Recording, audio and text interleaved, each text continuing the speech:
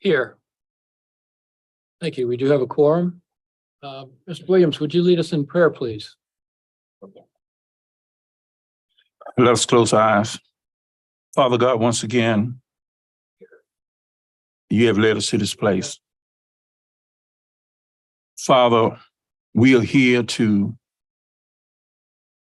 take care of things that you will have us to do. Father, go in our hearts now, in our minds and our souls, Father, that the things that goes on and said and did here today, Father, that in some way to show you our goodness and our mercy. This is my prayer. In Jesus' name, we all do pray. Amen. Amen. Thank you. Matt, would you lead us in the Pledge of Allegiance, please? Absolutely. Would all citizens of our nation rise and join me in the Pledge of Allegiance? I pledge allegiance to the flag of the United States of America and to the republic for which it stands, one nation, under God, indivisible, with liberty and justice for all. Thank you. Thank you.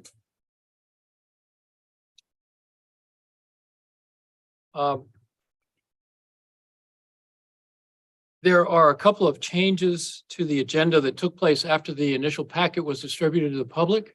A revised agenda was distributed, I think, yesterday, and includes a revision of some of the notes taken at prior meetings.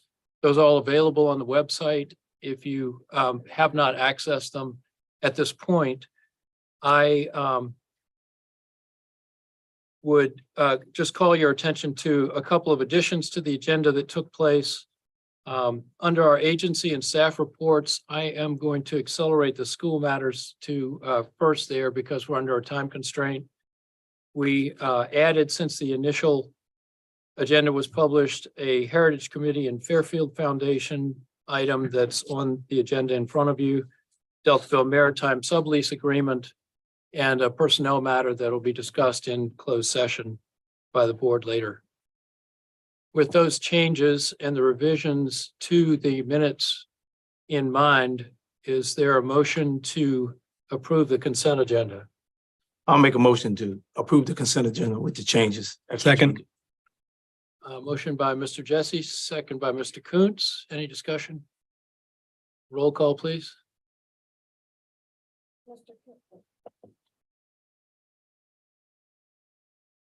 Mr. Kuntz, Aye. Mr. Harris, Aye.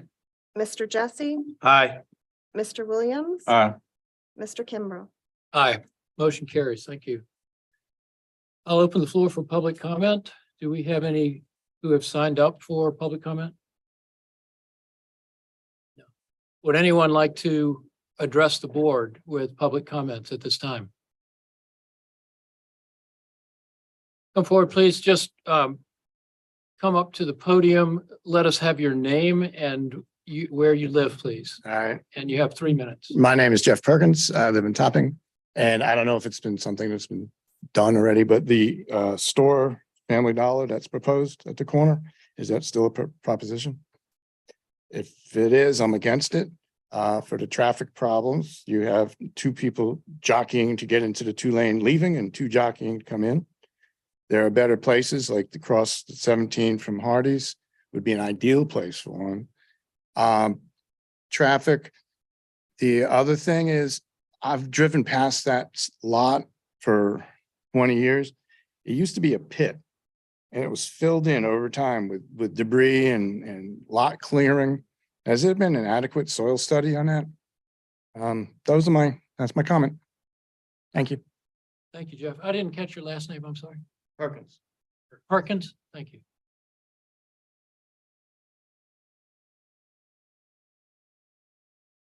Would anybody else like to address the board at this time?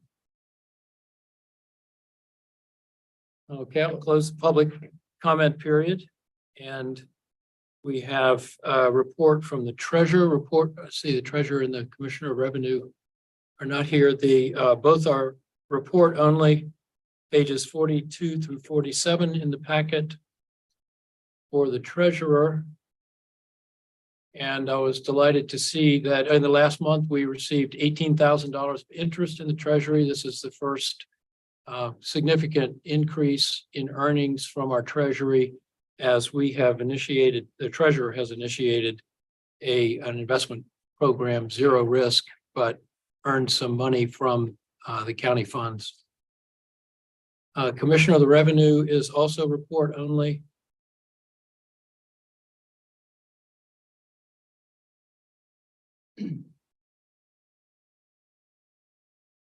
There is a comment I would make about the Commissioner of Revenue's report is that the number of businesses billed have increased this year to 681 from 631, an increase of 50 businesses, which I think is a great trend, and just wanted to bring your attention to the fact that the Commissioner of Revenue reports that each month, and it's definitely one of the metrics that we should all be aware of. On to agency and staff reports. Dr. Seitz, would you like to come forward? Good afternoon, and thank you for bumping me up so that I could get to my next meeting on time. We have one supplement request for you on page 52.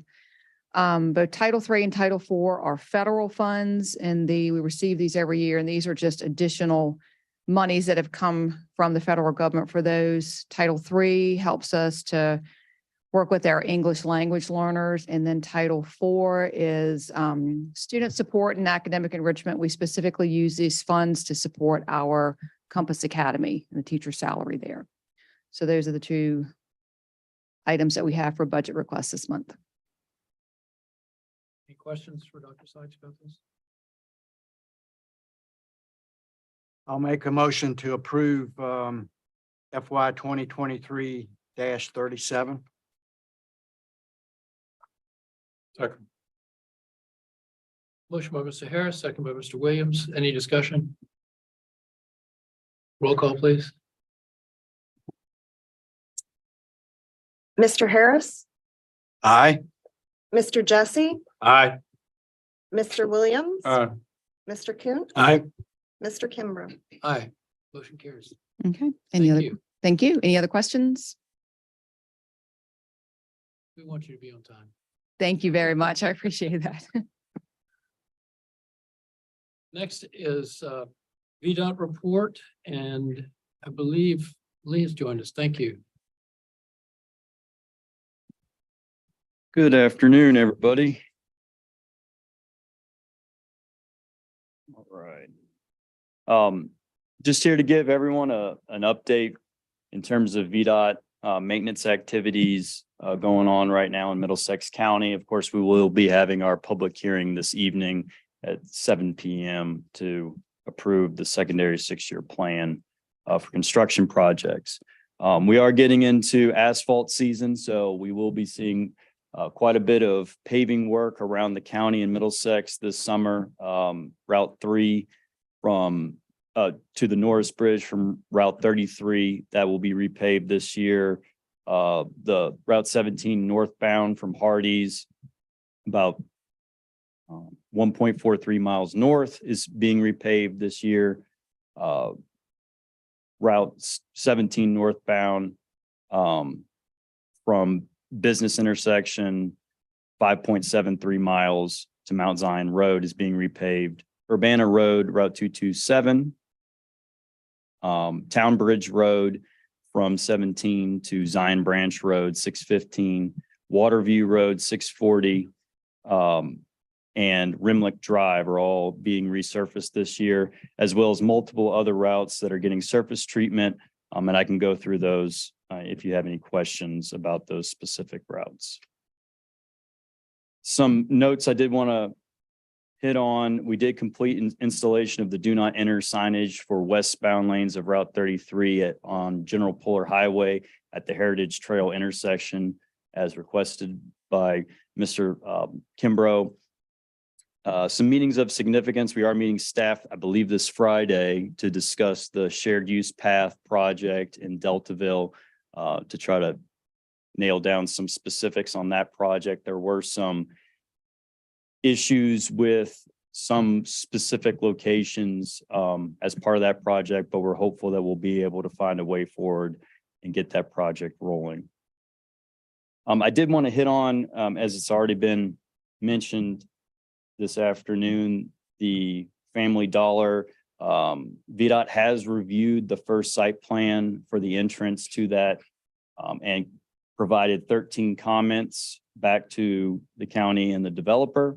And just waiting on those calculations and projections of daily traffic and peak hour vehicle trips and to make any determinations to ensure that they meet the minimum requirements for VDOT in terms of insurances.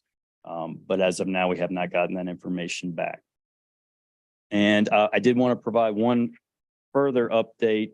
Mr. Kuntz has requested in the past any updates in regards to the Norris Bridge project. That is still ongoing. It is still scheduled to begin preliminary engineering in fiscal year 2036. They are currently doing geotech work right now. That being said, so that is work is being done for that bridge project, but it's still quite a ways out for funding. But I did want to mention that. And at this time, I'll take any questions that the board may have. Just a real quick one, Lee, on the bridge in 36. Is there any sense of whether that's going to be how many lanes? Is there any pedestrian crossing envisioned? Do we know anything at this point? So I could tell you it's 2 lanes. It's a 2-lane bridge. The pedestrian crossing is being discussed. If that's something that we want to add to the bridge, that's absolutely in the discussion. And I'll tell you from what I've heard, it's mostly shared use path type, not pedestrian, but a shared use path would be the preferred option as of right now, but that's still being studied.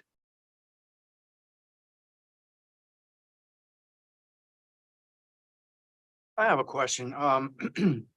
On this construction projects underway, asphalt paving routes 2023, and then surface treatment routes, resurfacing routes 2023.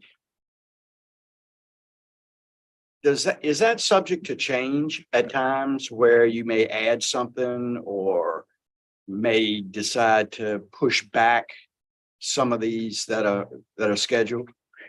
It can. Are you referring to these specific ones on this list right here, or? Just asking that can change. Yes. Yeah. I always Calendar year. I always tell it, I'm very hesitant to say a road is going to be repaved until I see asphalt or surface treatment hit the ground. That's my rule because things can change at the drop of a hat. But this is the list that's been approved right as of right now. But it can change. I was copied on a correspondence from Mr. Fleet regarding I don't know that I see this on here. It's not listed. 629 Stormont Road. Yes. Yes. Yes, sir. Yeah, that has been submitted for funding. And as of right now, it's slated for resurfacing in 2025, I believe. Okay, great. Thank you. Yes, sir.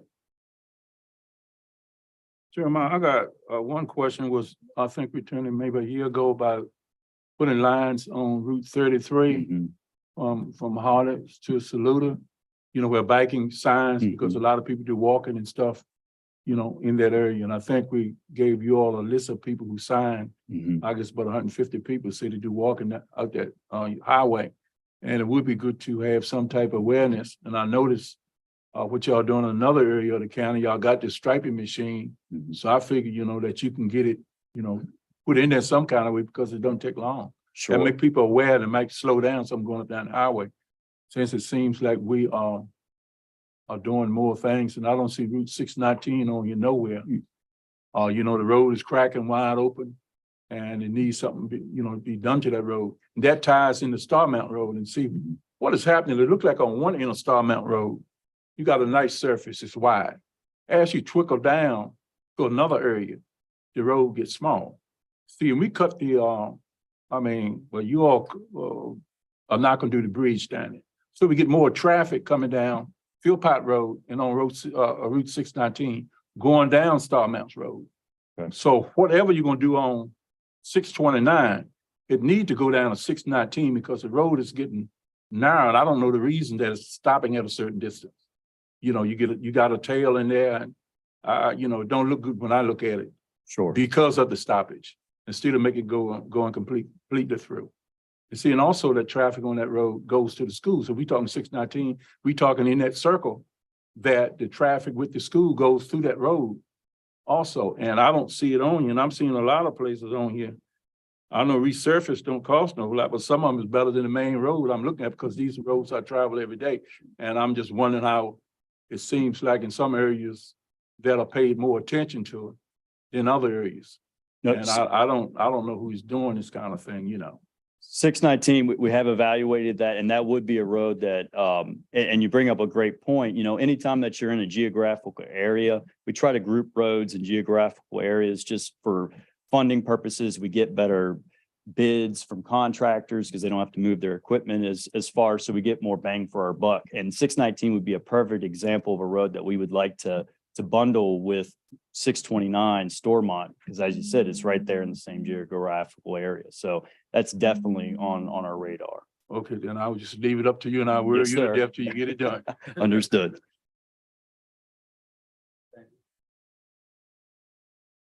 Any other questions? Great. Thanks very much, Lee. Thank you. Next, we have social services, which is report only, pages 53 through 54 of your packet. And next is the Heritage Committee and Fairfield Foundation. Welcome, Pat. Oh.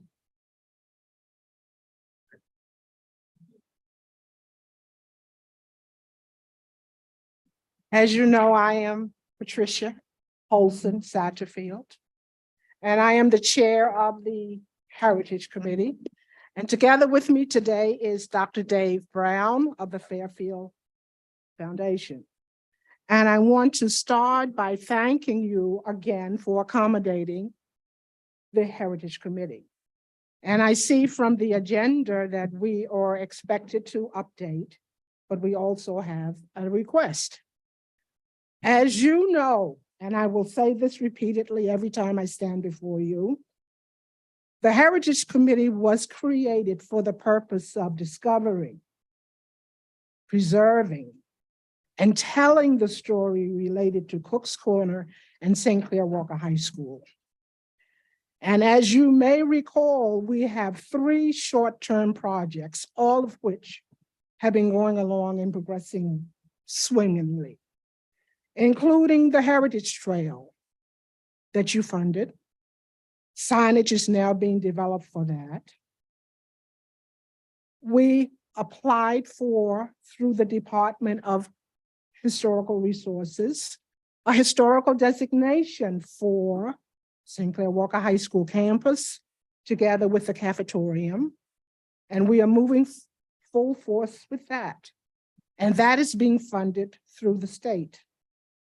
And then we have our 3rd project that we refer to as the White Building, which was previously the cafeteria, vocational and agricultural building that was used when I was a student at St. Clair Walker High School, as well as many years prior there too.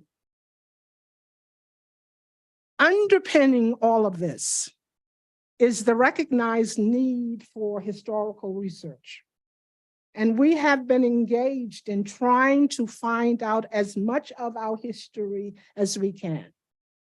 So that in the early winter, we had a town hall meeting, virtually, of course, and we had participation from all over the country of graduates of St. Clair Walker High School, those who lived in the Cook's Corner community, interacting, sharing stories. And most recently, we had in operation an oral history project in which Dr. Jessica Taylor, who is a professor at Virginia Tech, came in with a crew of students from Virginia Tech, the University of Florida Samuel Proctor Oral History Project, as well as the University of Mississippi. And they were here for 3 days. And they interviewed by video members of our community who had their own fresh recollections or family recollections of life at Cook's Corner as well as St. Clair Walker High School. The one project, short-term project, that we are still seeking funding for is the restoration, repurposing, preservation, and telling the story of, again, the white building that I've already described to you. The last time I stood before you, it was to request the consent of the county of Middlesex by way of the Board of Supervisors to consent to our seeking to secure funding from another source. That was not successful. However, we have been very, very successful in our attempt to get funding through the state, the Department of Historical Resources, who has been very, very supportive of the Heritage Committee since its inception, dating back to the 2018. And they continue to be very, very supportive in every one of our endeavors, as does the County of Middlesex. So we indeed are indebted to the County of Middlesex for the support you have been giving us over the years.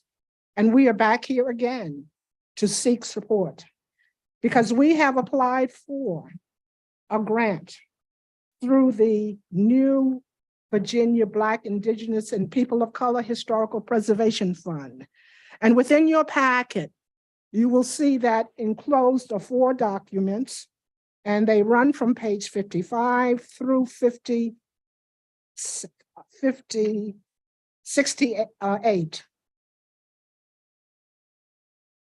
The first packet will tell you about the Virginia Black, Indigenous, and People of Color Historical Preservation Fund, described how it was created by our state legislature. The second document is an overview, and I really encourage you to read these documents closely. The second document that is labeled the overview tells you about the program, what its intent is, and the eligibility requirements. The third document speaks to one of the eligibility requirements, which is the granting of the owner of a perpetual easement to the Department of Historical Resources. And the fourth document describes for you what that would entail. And to go into the specifics of this, with me is our partner, our collaborator, our supporter, Dr. David Brown of the Fairfield Foundation, and he'll tell you more about it. Hello, everybody. I'm providing a lot of technical assistance in this, and so offer to you all of the experience I have when it comes to easements, their use across the last 40, 50, 60 years in Virginia, but also in their current iterations. My organization, the Fairfield Foundation, is a not-for-profit based in Gloucester County. We have easements on all of the properties that we manage. And at the same time, we've gone through the process of donating those easements, as well as essentially acquiring property that had easements already placed on them 10, 20, 30 years ago. So I have a substantial amount of experience in those, both negotiating with the state, but also essentially adhering to the restrictions that are often associated with them. Easements are like snowflakes in many ways. They are unique and individually negotiated in every instance. And so I wanted to make sure that I was providing myself to you if you had questions from someone who was intimately involved with properties that have easements from a variety of different angles. We've also done projects where we have not held the easement or not owned the property with the easement on it, but served as a contractor in other capacities in the process of others engaging with the state on the review process for changes to properties. And so at this stage, I think she's gone ahead and highlighted the information that's in the packets. Happy to go over some of those. Happy to answer any questions that you might have on that subject, but also open to any questions beyond that if you have questions correspond to our involvement with the Heritage Committee.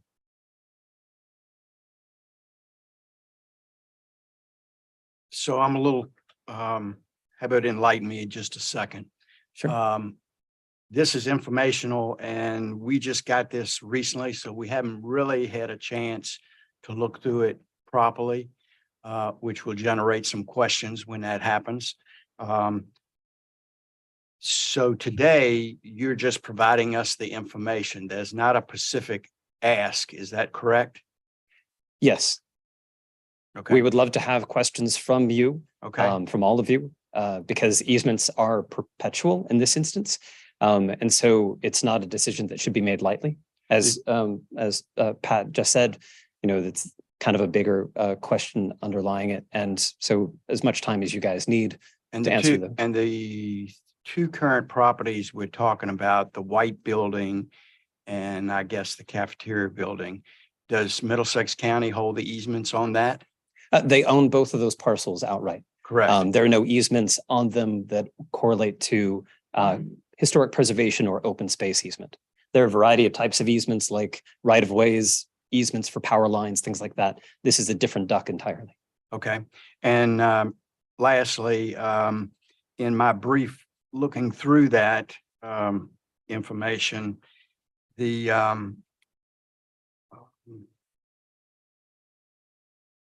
grant proposals, which it seemed like there were a few that were available out there.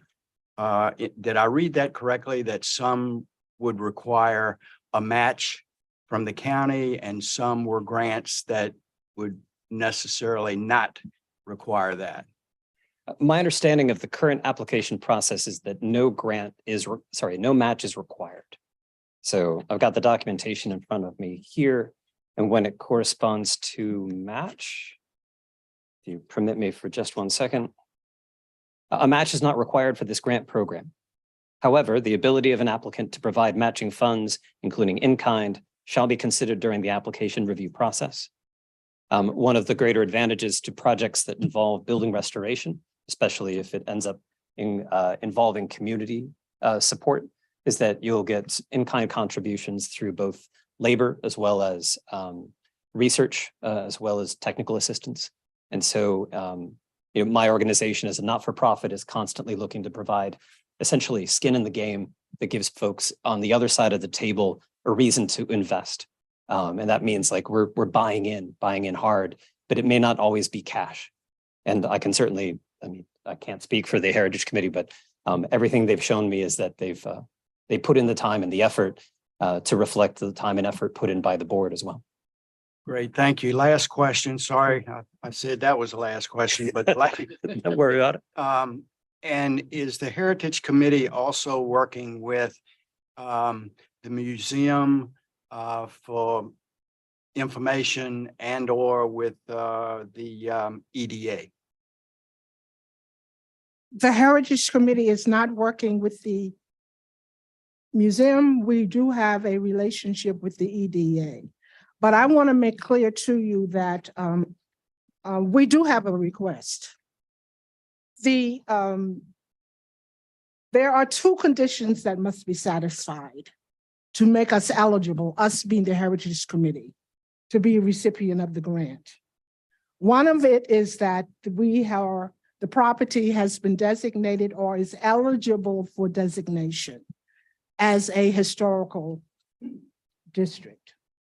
And the Department of Historical Resources determined in 2021 that the property was eligible. And in fact, we are at the second stage of the application process for that. With respect to the application for a grant from the Department of Historical Resources related to the biopic, we have passed the first round, which was a letter that had to be, a document that had to be presented by Dr. Brown and Fairfield Foundation. We passed that hurdle. They have authorized us to supply an application or to provide an application. And the submission date for that is June 15th. That is requiring extensive information. But we still have that second condition to satisfy. And that is the grant of a perpetual easement from the owner of the property to the Department of Historical Resources. And that is our request. that the County of Middlesex, the Board of Supervisors, however we reach that point, we want that point to be reached, where that we will be able to move forward with our vision of restoring, repurposing, and utilizing for the community an absolutely beautiful structure that can serve this community well while it is promulgating a rich, rich history of African Americans in Middlesex County, particularly within the region of Cook's Corner and St. Clair Walker High School.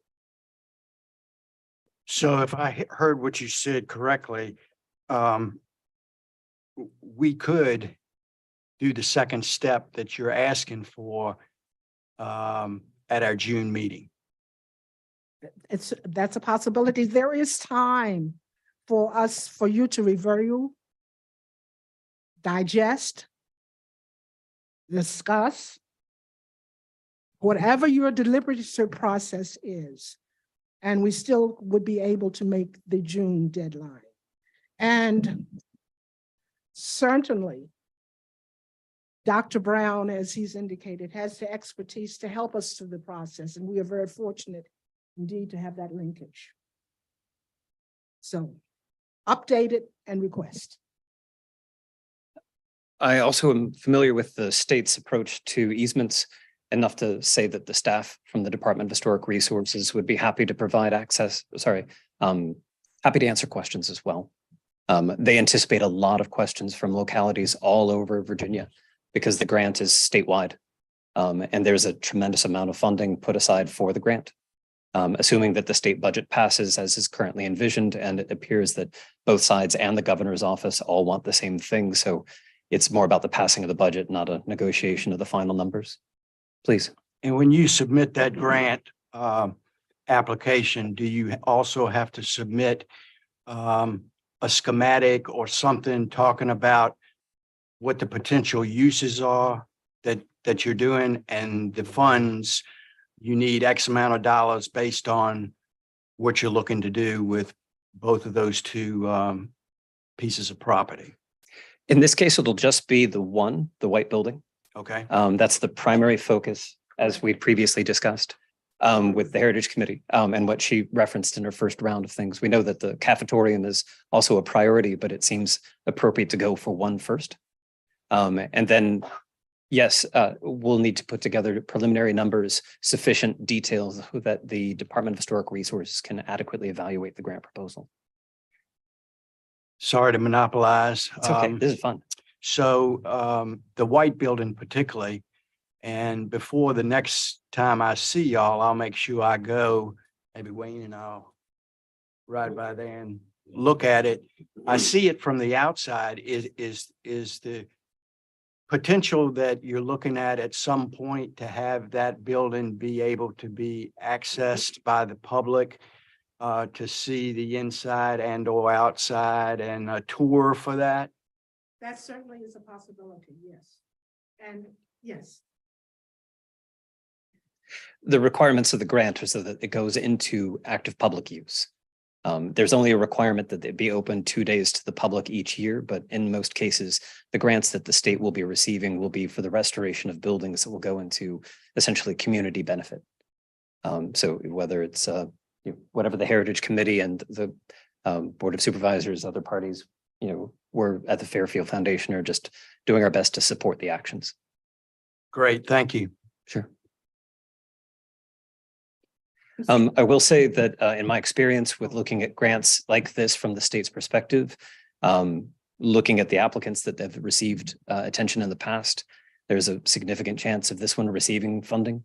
Oftentimes grants like what we previously applied to from the National Trust for Historic Preservation, those are countrywide.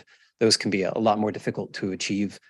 This one, the state is looking very much to support local initiatives, especially ones with well-organized groups who are supported in their communities. And so the Heritage Committee doesn't stand alone. They know the Board of Supervisors is supportive of them. And so it reflects well within the grant application. Plus the track record they've had and the many connections between the state and the Heritage Committee in pursuing the other initiatives that have been previously discussed. it puts them in a really good position. Especially that there's not going to be a lot of competition on the Middle Peninsula. And they'll be looking to representation across the state as well. Mr. Chairman, may I ask a Sure. point of clarification, please? Dr. Brown, and maybe this is for Mrs. Satterfield as well. Are you wanting the easement for both buildings, and does the easement have to be executed with the application, or is it the county saying we will do so upon the grant? It is the latter, and at the moment, just for the white building, So it's to be specific. okay. It's a perpetual easement for the white building. And when you apply for the June 15th application deadline, you have to state that the county in a written letter is going to provide that easement. You don't have to have it in hand.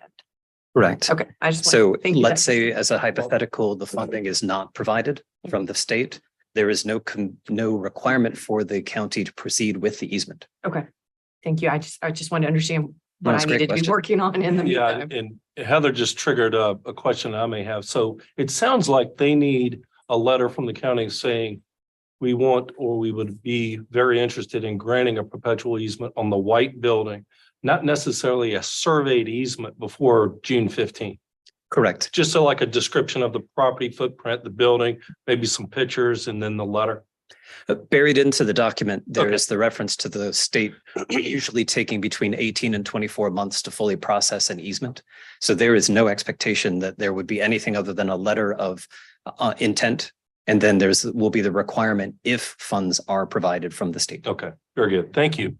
Also in my discussions with some of you previously, I'd inadvertently put $250,000 as the cap to the grant. It is in fact $1 million as the cap, but they have several rounds of funding. So then this round is obviously for 2023, they're looking for shovel-ready projects. But also there's going to be a second round of funding in 2024. And in some cases, folks may be better prepared to apply then, or in cases like this, there may be 2 phases of application, but you cannot receive more than 1 million per project, which also makes it reasonable to isolate the cafetorium from this so that they are distinct. Other questions? The only question I have, because this is something that I think we need to discuss the best way to proceed. I'm certainly in favor of what's required to facilitate getting the opportunity to get this grant and perform what the Heritage Committee and the Fairfield Foundation can do to restore and make that building a real showpiece.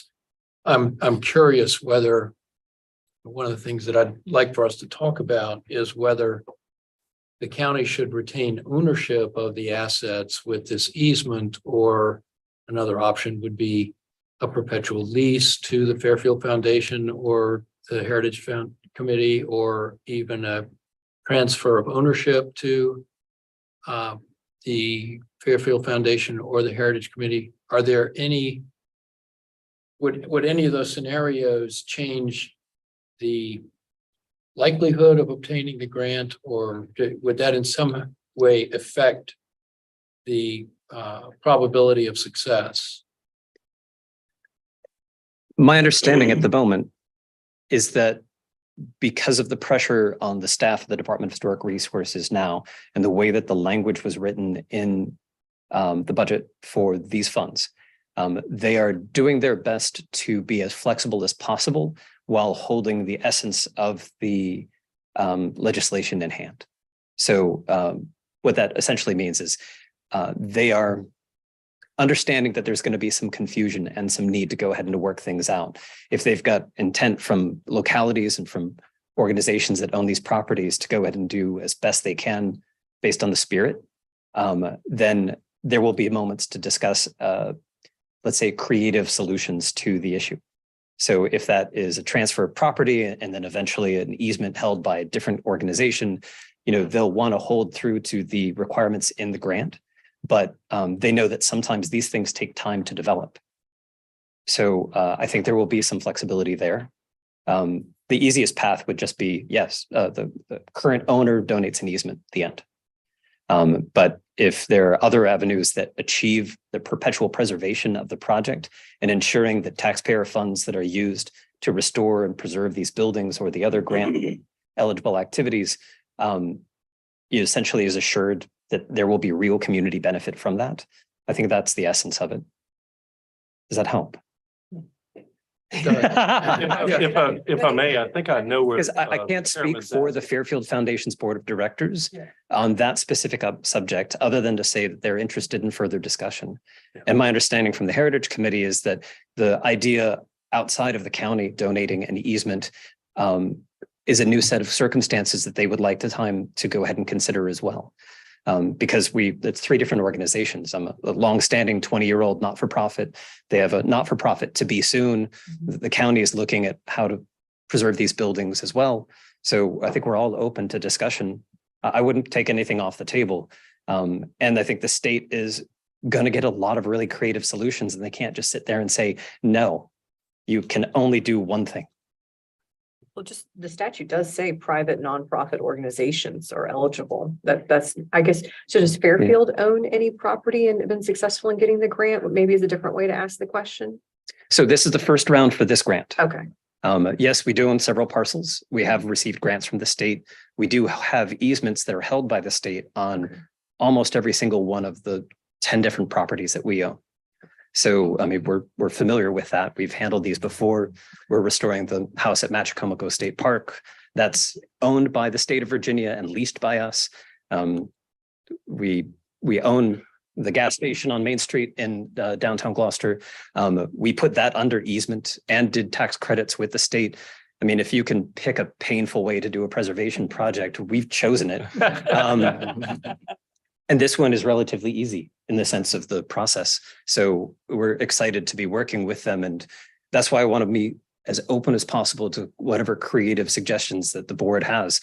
As long as it achieves the Heritage Committee's goals, I'll do everything I can to help. Kind of in line with that thought and ask the chairman's question slightly different way.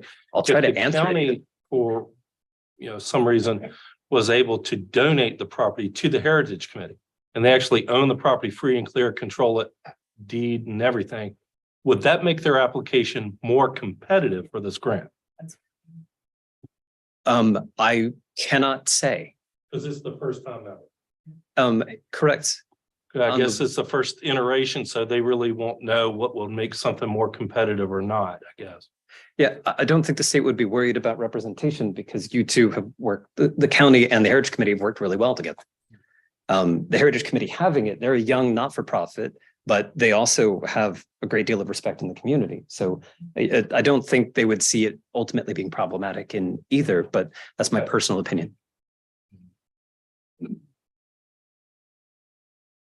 Mr. Chair, I would like to say too, as you understand, Ms. Satterfield, Pat Satterfield and Heritage Committee, as you know, have done a lot of hard work for this first phase. So I'm almost sure, the funding will be there as long as all parties are working together. Yeah. And that's what this is all about, if you think about it. It's about the community and all parties working together. And I think this is very great that it's going to happen. And I also feel that once you get that first step and get your money, your grant money, then the next step will be much easier because the state can see something going on. They can see progress and, until you can get to your limit. So I appreciate you coming here and the Heritage Committee, all the hard work. One time you had some naysayers, but you see work is going now and we're heading up. So I just appreciate all that the Heritage Committee and the county for working with the Heritage Committee. Mr. Chairman, would you be receptive to asking our EDA representative to maybe give his spin on this? Yeah. Well, I was talking with Satterfield because just to clarify some things, and that all got clarified, so that's why I sat back down. Going back to the beginning, I'm sort of a liaison. The Heritage Committee has been kind enough to let me sit in on their meetings because, of course, the signage and the trail that they're doing is pretty important from a tourism standpoint and the balance of the project. So we see a lot of potential in that. Technically, the EDA is not taking an official position on this, but of course, I report to them every month and we talk about this. There hasn't been a need for them to do anything because they took the initiative to do the application and the board was aware of that. So again, there's no obligation for a historic designation. It just has to be eligible, like she pointed out. There's no obligation to have the easement, but of course they can't spend any money if that easement's not going to be forthcoming. Because while they applied as they were eligible, they don't control the property. So that happens sometimes, and it's better for them to take the lead because I think that in and of itself makes it more competitive, but I don't know if that's a factor per se. But just the fact that this group has nonprofit status and is doing it. So previous discussions, and the county attorney can advise you all on this later, but I advise the Heritage Committee, there might need to be a public hearing to convey an easement and especially to convey the property. And I think y'all are aware of that. The only point that I would add is, again, they need to meet the June 15th deadline. I think that's a very kind offer to have transfer in the future. Dave can advise the Heritage Committee on whether they want to keep their powder dry, if you will. Meaning if this application can stand on its own and they get the maximum amount of money, then perhaps you use the donation as an in-kind type of thing in the future. But Dave needs to advise them on that. Right now, they haven't asked, as far as I know, and they're eligible without it. But he'll have to advise them on the competitiveness nature, because that's a good point. And if the board is prepared to do that, or at least prepared to discuss it, I should say, over the next 30 days, then that's helpful because that will be in advance of the deadline. So I don't know if I need to add anything else, but again, the county attorney can advise you all on what your options are, and Dave can communicate with you all over the next 30 days on when such a transfer, if the board was willing to do it, because that would very much be useful. But it depends on how they do the match. It may create an in-kind asset that can be And the leveraged. timing of that, not doing Down the it road, prematurely, but again, they can decide that matter and communicate with the board. I think they're not going to expend any money because the easement is going to be required. So that would have to be done in the first quarter or so of the grant, or at least get it rolling, right? There'd have to be sufficient progress for them to feel comfortable with expending funds for the restoration Right. process. Because there's a review process at the beginning to assure that whatever the work that's being done on the building is done to the highest standards. It is simply allows Yeah. the state to have confidence in releasing those funds. That's correct. So Thank you. I don't know if y'all had any other questions of me, but No questions. I just would like to say, Trent, I think it's, we're talking about short-term plan and possible long-term plan. And the reason I wanted you to come up was, number one, I think it's great that you're working with that group because that kind of falls in possibility for our long-term plan, correct? correct. I mean, it's tourism related as well as community development, because depending on where they go with these buildings, there's going to be a whole lot more activity there. Right. And that's something that we're trying to be mutually supportive of. Thank you. Anything else, gentlemen? All right, thanks very much. We will work on that this month and get where we need to be by our next meeting. Okay, I didn't hear what he said. They're going to work on it this month and get to where we need to be before the next meeting. Thank you. thank you. Great undertaking. Next is the Deltaville Maritime Museum sublease agreement. Bob, it's great to see you back. Nice to be here. Good afternoon, everyone. I'm here today to ask you to allow the museum to sublease a small portion of its property from the county that we lease from the county. The museum keeps donated boats for sale on this small portion of property. It's probably a quarter of an acre or so, and we call it the Field of Dreams. The Deltaville Boatyard, which is our immediate neighbor, moves the boats from the water to our Field of Dreams using their equipment. They've been doing this for years and they haven't charged us anything. Currently, there's an issue with insurance for the Deltaville Boatyard. And Keith Ruse, one of the principals at the boatyard, feels that he needs to have insurance coverage for his equipment when it goes off his property onto our Field of Dreams. After many discussions among the county attorney and people at the museum and the boatyard, it appears that the most feasible way of doing that would be to sublease the Field of Dreams to the Deltaville Boatyard in order for Keith to be able to get coverage for his equipment when it's moving boats onto the boatyard. They would not store their boats on the Field of Dreams. They would merely be getting protection for their equipment when they're moving our boats onto the Field of Dreams. With that, I ask you to approve the sublease agreement as you have in your package. Heather, Questions? Would you speak to the agreement? Having been vetted and your recommendation?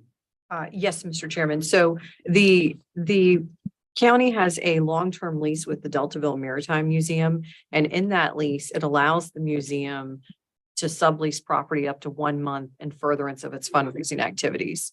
In this particular case, the museum is asking for a 12-month with an option to renew with the board's written approval, sublease of a small portion called the Field of Dreams. Again, in furtherance of its fundraising activities. So the lease requires the board to approve that request, and that's the document before you. I did work extensively with Mike on the museum board. He's an attorney in Richmond, on revising the document to language that I felt provided not only coverage to the county, but also to the museum, essentially assuring that this is solely for the purpose of continuing the relationship that's already been in existence, as it's been explained to me, which is transferring the boats to the Field of Dreams for sale, for fundraising for the museum. It's not for the boatyard's private boat storage. It's for the museum for fundraising. And again, it has a 12-month limitation. And if the museum wishes to renew with the boatyard, then they have to come back in 12 months and ask for written approval to do so. I'd be happy to answer any questions you may have. Any questions? Here to make a motion? Yeah, I'll make a motion that we approve the sublease agreement. Second. Motion by Mr. Jesse, second by Mr. Harris. Any more discussion? I would just say it's nice to have neighbors that are willing to move old boats around for you in this county.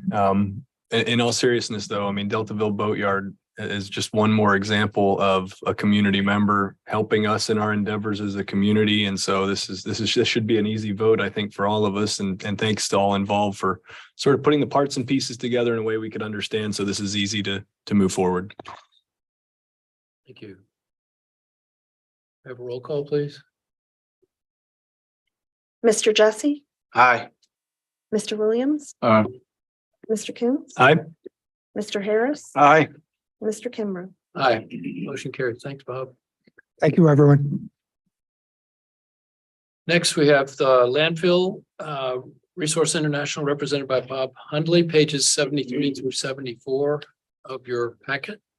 And Mr. Chairman, if I may, also with Bob tonight is Mike Fieri, Vice President of Resource International. Or are you president? Still president. President, sorry. I'm That's sorry. okay. And I think we have Charlie Beam online with us. I can't see the participants on the Zoom call. But he's here to give you your kind of annual, semi-annual update on the landfill, as well as discuss our current discussions with DEQ. Thank you, Thank you. Mr. Chairman, members of the board. My name is Mike Fiore, President of Resource International, and with me is Bob Hundley, who is our project manager that has been working diligently with Middlesex County as well. I'm here basically to present some really good news as far as we're concerned on the landfill, and also to discuss with you what we feel is very disappointing and somewhat ironic news. But the good news. As you know, to remind you, the county has a landfill that was closed about 30 years ago. The landfill is about 50 years old. With the closure of the landfill, it has a regulatory responsibility to conduct post-closure care, which basically is an obligation to monitor the landfill to make sure there are no environmental issues for a period of time. And when that can be demonstrated, then the landfill is allowed to be terminated from post-closure care. The permit is revoked, and you basically have no compliance requirements or expenses related to the old landfill. So we have been working with you in the post-closure period, doing groundwater monitoring, gas monitoring, other monitoring with respect to the erosion control and stormwater issues that may exist at the landfill. During that period of time, we have made progress in terms of advancing to post-closure care termination. Not there yet. One of the good news is, and I'll refer you to the drawing, I think that is being displayed on the what we consider the north corner of the landfill, which is adjacent to the Thacker property. We can now tell you that the monitoring wells there have had 3 years of performance under groundwater protection standards. What that means is we are now in a position to petition to DEQ to remove those wells from the monitoring system. That will basically eliminate any monitoring requirement you will have, the cost for that, and also get us one step closer to the termination of post-closure care.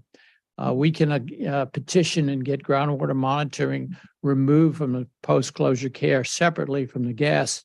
So every element of that we pursue and complete is one step closer, and also some dollars saved for the county in terms of monitoring costs, which can be significant. The other issue I want to address is if we raise the drawing up slightly and move it to the, yeah, that's correct. You can see where that table is in that corner, which is the southern tip or corner of the landfill. That's where we have our primary monitoring point. And that particular monitoring point is relatively new in the program. It was approved, and that is showing significant a decline in certain constituents, downward trends. In fact, we have 3 constituents that are now monitored very closely and are the key elements of terminating those particular areas. We're not there yet, but the trends are continuing to go down as they were last year and now this year. And so that's good news. Once we get that particular point in compliance with groundwater protection standards, then we'd be in a position to petition for removal of that location, and you would then be out of groundwater monitoring. At this point in time, there is only one strategy available to you, and that is wait and see, because we have to wait for nature to take its course. That could be, depending on the trend lines and what happens, 5 to 10 years. Okay. There's another option you have that's more proactive. If we can identify, and I think we've talked about this before, if you can identify a well on the other side of the creek, which is on other people's property, we're fairly confident that we can demonstrate, because of groundwater action and the nature of volatile organics, that we could show no organics in that well, and the cadmium probably will have mitigated to the point where there would be no cadmium. So we think if that were an opportunity for you, again, to locate and acquire a piece of property where you could locate a well on the south of that creek, you would be in a position perhaps to accelerate your completion of groundwater monitoring. So I'll leave that as something for you to consider as we go forward. But it's good news. We're progressing very well with respect to the groundwater portion of the post-closure care. The other element, key element, is landfill gas. And as you know, we've been kind of in a cycle with this landfill with respect to gas appearing at the monitoring probes and then not appearing.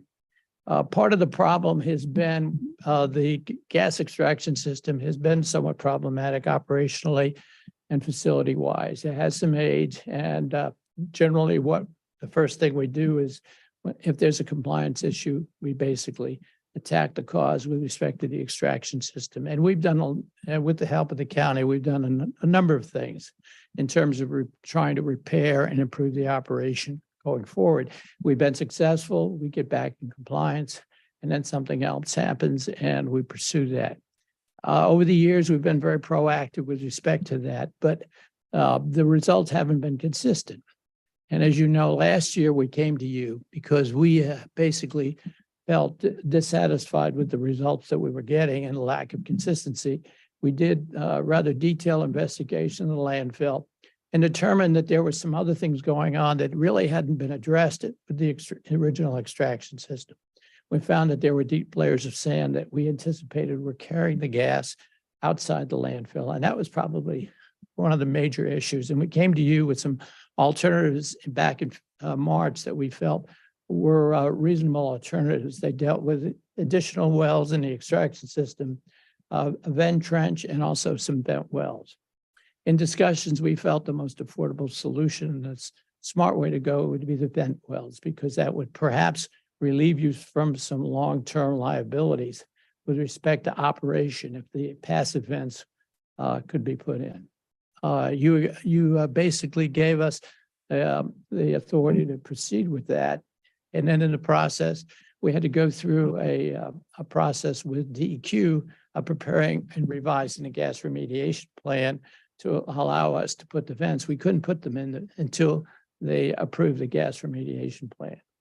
We got approval in September, and then it took us till this year to get a driller on site because of the demand for drilling. The vent wells are in place now. And I can tell you, the interesting part is we have now been in gas compliance for almost 9 months. That's been refreshing because what that means is when you're in compliance, you're back to quarterly sampling. You don't have to sample but once every 3 months. When in 2021, we were fighting a compliance issue, which either put us in monthly or weekly sampling. And during that period of time, we were fighting the battle with respect to dewatering wells, finding wells that were silted in, looking at all kinds of reasons, finding out that there were leaks in the extraction system, et cetera. So the good news is we're in compliance. We had some long-term compliance success, and I think that's really good news going forward. Once we feel confident that we have that long-term compliance, we will go through a process of trying with DEQ of starting to wean the system off the extraction system. If we can demonstrate with the extraction system off that those probes do not exceed the gas levels, then we're in a position to apply for termination of post-closure care.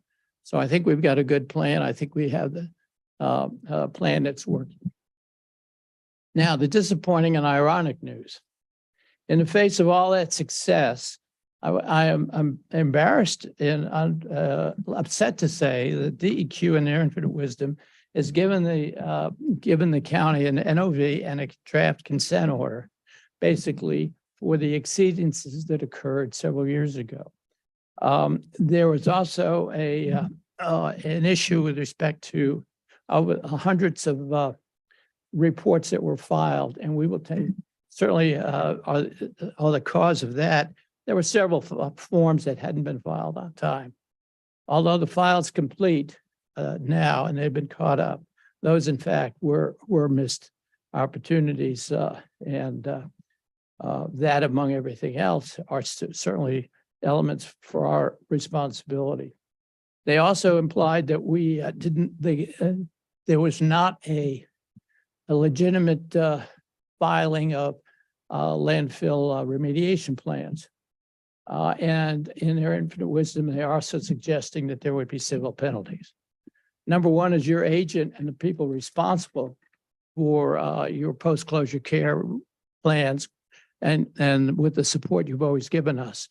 That certainly is something that's happened on our watch, and we're standing up for that. But we object strongly to the characterization of what they've said. There has been nothing but active support from you and active resolve on our part to look at every opportunity when an exceedance has occurred to find out what the cause was and correct it. And Bob is going to come up in a little bit and show you how that has occurred. This landfill, you know, it's something the size of a major distribution center underground. You have no idea what's underground. You know there's a landfill there, but you can't flip a switch and expect something to happen right away because there are too many things that influence it. Barometric pressure, the waste that was in the landfill, groundwater, rainfall, et cetera, et cetera. It's somewhat ironic for DEQ to say, when you correct an exceedance that you haven't done the right thing, or you're not implementing a remediation program, is something we strongly object to.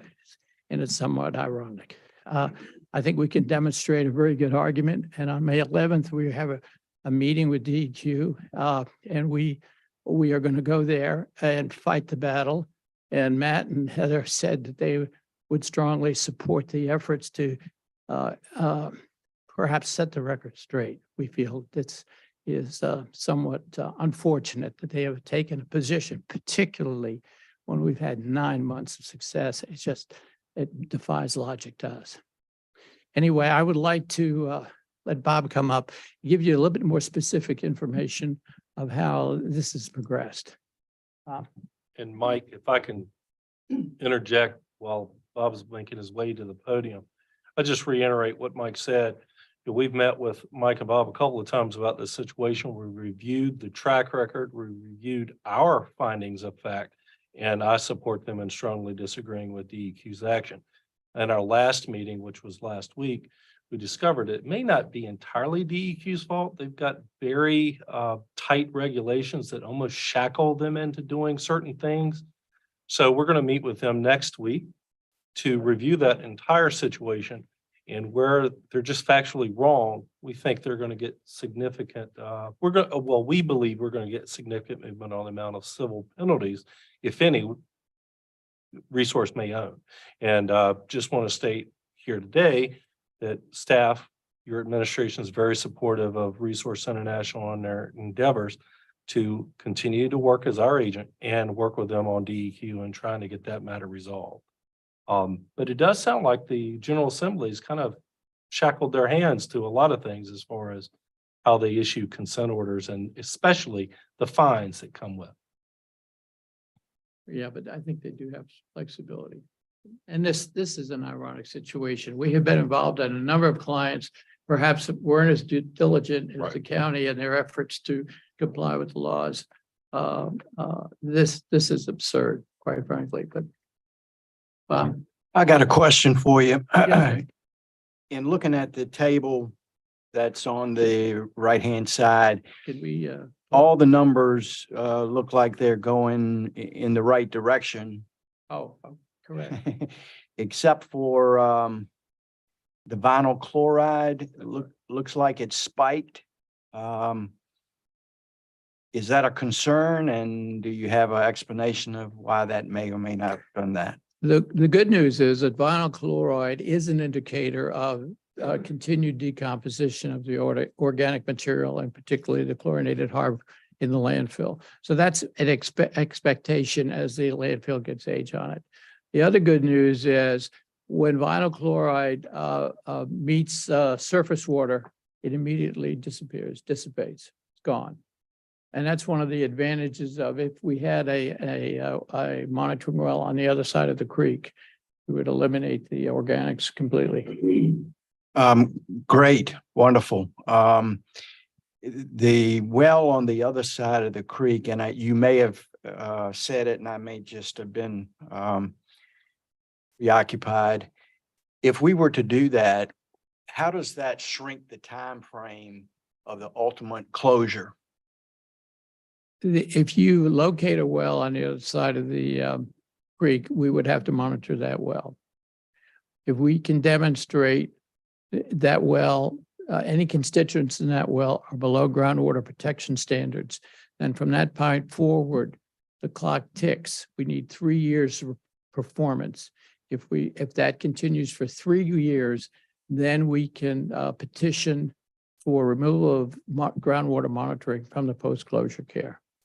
And we've done that for many counties. So that's a real possibility. We've had preliminary discussions with the property owners on the other side of the creek, and I'm referencing the area with the little hand. That's the surface water testing point number 2. Right. We would probably want to put it on the other side of the creek in this area, or maybe. Because this area is downgrading event. Okay.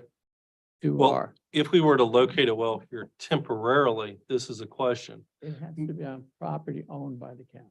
Property owned by the county, and that's what's kind of hurt us. If there was some flexibility with DEQ for us to get an easement, say for as long a period as we need it, then we could probably work with that property owner on that. But I think technically it would need to be within the boundary of the landfill. But the other thing is you probably could make an arrangement to the property owner that they would have an easement or use of the property. So nothing would change, just the ownership and maybe their tax base. Well, yeah, we can try, but I know the property owner. I think many of the board members may too, and I don't know if that would fly. But it would be a great opportunity, and it may be something I bring up with DEQ in our meeting next week. Because a little bit of flexibility on their part, we could probably make that happen. Well, that would be great. Yeah. We can advance. Good morning or good afternoon, Mr. Chair and fellow board members. If we could advance to the packet table. I think is that in there, page 70?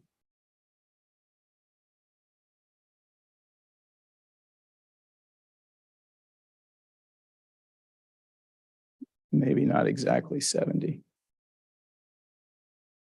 A little bit more. There we go. So as Mike indicated, this table and it's got some color coding that I'll explain, goes through the consent order or NOV time period from October of 21 through January, February of 23. So what the color coding, anything you see in red is out of compliance. Anything you see in green is in compliance.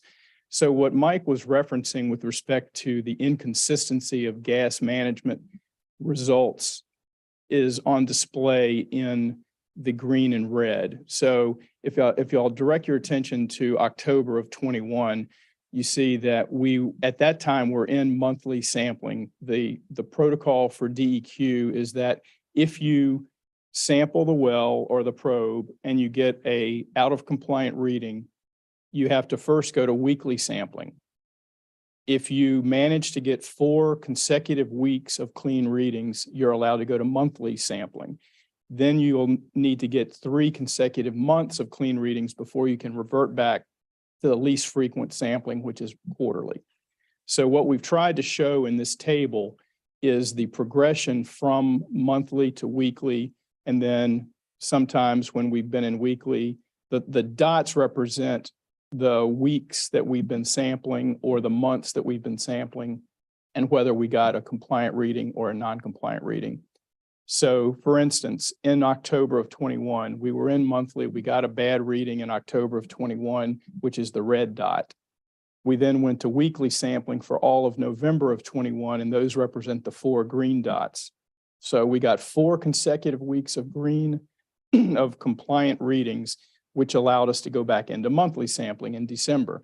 We sampled again in January and got an out of compliant reading. So that's the red dot in January of 22, which then resulted in 4 consecutive weekly samples in February. Then you see in March, we had a good reading, a bad reading, a good reading, 2 bad readings. So those are the sorts of inconsistencies that Mike was referring to during his presentation. If we can then go back up to the top, I'd kind of like to just share a few of those actions that I don't want to read all of them because you've had a chance to review them. If you've got questions, I'm happy to answer them. But I do want to mention, as Mike was talking about, the compliance issues that we've had relative to those 4 consecutive weeks in November that were good readings. Those were included on the consent order that we were given by DEQ. We don't believe that those should be included on there because those were compliant readings. Though we had no requirement to make a report to DEQ within 24 hours or 5 days for any of those readings. On the remediation actions, you see the comments that Mike was referring to as far as fixing some of the extraction system problems that we found. The surface seals for the extraction wells, we found that several of the wells, the extraction wells in the landfill, had surface seals that involved stone. So you had a porous material that allowed water to get into the extraction wells, fill the wells up with water, possibly silt them in, which then led to less effective extraction from that system. So those sorts of issues were being identified and addressed during the time period of October through December. Mike also mentioned that we did a pretty extensive exploration of the underside of the landfill by using the boring logs that we had on hand. And that's when we came to you last March and said, we've done this evaluation of the underside of the landfill. We believe that the extraction wells are not deep enough to reach some of the areas of porous sand layers that gas can travel through. And therefore, we thought that the alternatives that we presented at that time would be the best way to deal with the extraction issues. We also went through in February and did kind of a fingerprinting technique for gas, which was listed there in number 2 there under February.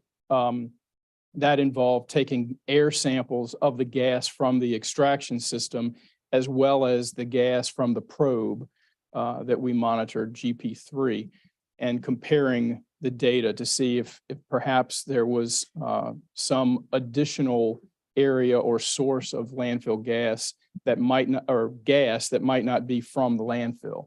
So that was an opportunity that we explored on your behalf.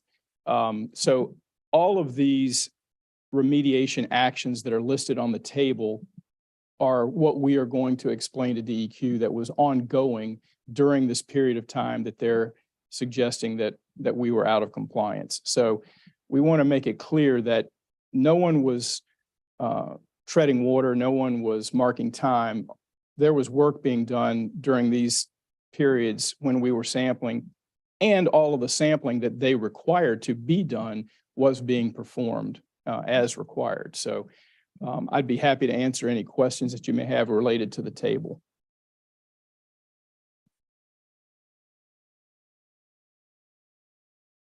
I don't have any questions to the table, but my question is, and I know DEQ over the years, and my question is that do you don't know, there's no ending date to this, put it that way, because look like to me, I know past board members were talking about that they post-close early to keep them going through a lot of different things, and then they had certain gauge, and then they changed it, and to me, I guess it'd probably be another century before you be out of this. It's just look like it continuously, and I know you can't tell me, hey, it'll be closed in 10 years. Yes, But sir. we don't know. It's an unknown, right? Yes, sir. I will say this, we are very close to achieving termination of post-closure care at another county. And we have also worked with them. Their system is almost identical to yours. They have a blower system for landfill gas. They do not have a flare. So they have almost the same exact sort of system that you have. And what we did with them was we proposed an observation period with DEQ where we cut off the blowers and said, okay, we're going to cut the blowers off. And if we can get good readings in all the probes for 3 years after we cut the blowers off, then they should be released from landfill gas monitoring. And we are approaching that 3-year period right now and are working with DEQ to terminate their landfill gas. We've already gotten them out of groundwater monitoring several years earlier. So there is, I think, a light at the end of the tunnel that's not the train. So I think we're going in the right direction, but you're right. There sometimes is a hard part of that to predict. We did get Westmoreland County released They did. from post-closure care, and they terminated their permit, and they are out of the landfill business 100%. So how many, It that's is one, happening. how many other counties have, kind of similar to us that have been post-closed and been out of Westmoreland, just one? No, Westmoreland is fully out. Goochland is out of groundwater and is about to be out of gas. Matt, how much are we paying for post-closure monitoring? Just a guesstimate, I think the last time we looked year. at it was about 40,000. 40,000. 40 to 60,000. And it really depends on if we are deploying new wells, if we're drilling new wells and other things like that, because we've had to add a little additional money during this period to correct some of the issues that Mike and Bob spoke about. Okay, all right, thank you. The only question I had is in terms of the need to put a well to the south, I don't understand why it has to be on county property. Because in my mind, you're trying to see if the water is leaching in a certain direction that has nothing to do with political boundaries or man-made boundaries. Why does it have to be on county property? The property boundary of the landfill. I really appreciate your respect for the regulators and the legislators, but I want to understand, why would a legislator write that? Sure. All right, so why would I hire an expert that doesn't understand the regulations? I mean, let's be real for a second. Why is that? And if it's just that we're complying with regulations, fine. But I mean, shouldn't we be able to press back and say, hey, DEQ, what's the purpose of this? Because right now we're asking a county that really wants to do everything they can to close water and gas. They want to get right there with Westmoreland and Goochland and everywhere else. Right. But we don't really want to go to our citizens and say, hey, we want to get into an easement agreement with you to put up a well and explain to you all the reasons that we're doing this. I mean, so we're at a standstill. So really we're asking you as the experts to go back to the DEQ and say, hey, that's a great legislation, but it doesn't really work for the people that are out there trying to close landfills. So can you explain why that is, to see if there's other options that come out, like, hey, we can pop one right here on the neighbor's property or my property or whatever. But like, if we don't understand the regulation, we, in my mind, hire the experts to go find out what other solutions there might be. Because right now Wayne's been here for a lot longer than I have, but I've been here for 5 years hearing that, well, we're almost there and there's good news and there's bad news, but it always ends with, and we'll see you next year.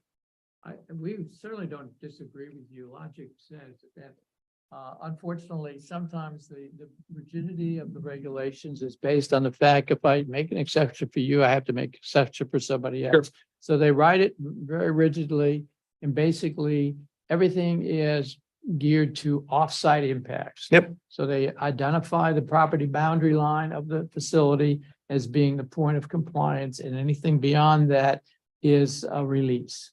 Okay. And So, I mean, I guess. it's certainly, we're certainly happy to advance it and argue it as well. Sure. I mean, And I want to make sure you're taking those opportunities to just push back with the DEQ. I mean, obviously you think some of what they've done is ironic. It's a little bit more of an update than I care for. I want the update after the 6th to find out how much you guys got charged for the violation. And I wish you well, but I think I've covered ourselves. We're not exposed there.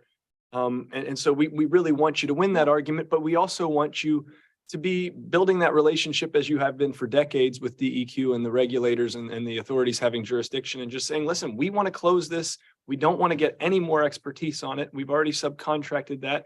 So if there are solutions out there to get us sped up to where Westmoreland and Goochland are, we want to hear about them.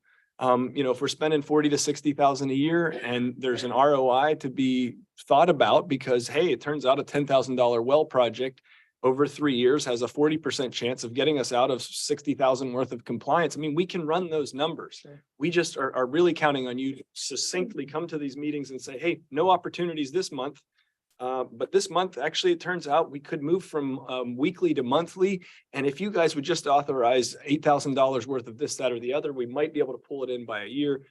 So great update. Good luck next week. And hopefully, you can get some ideas out of DEQ that get us up to where Westmoreland and Goochland are. And we love seeing you, but we'd rather see you on the beaches. I understand, and we'll continue to fight the good fight for you. And I hope the day that we don't have to make these presentations comes early, and I only wish that because we have mutual success.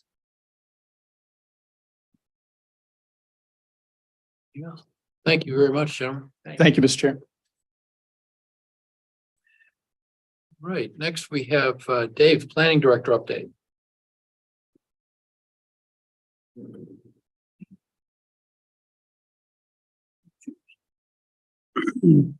Matt, would it be too much trouble to pull up Google Earth? Yeah, I'm sorry. Yeah. Okay. It might help with the presentation a little bit. So, excuse me. Good afternoon, everybody. I'm here to talk about two things, primarily one thing and just a brief update on another one.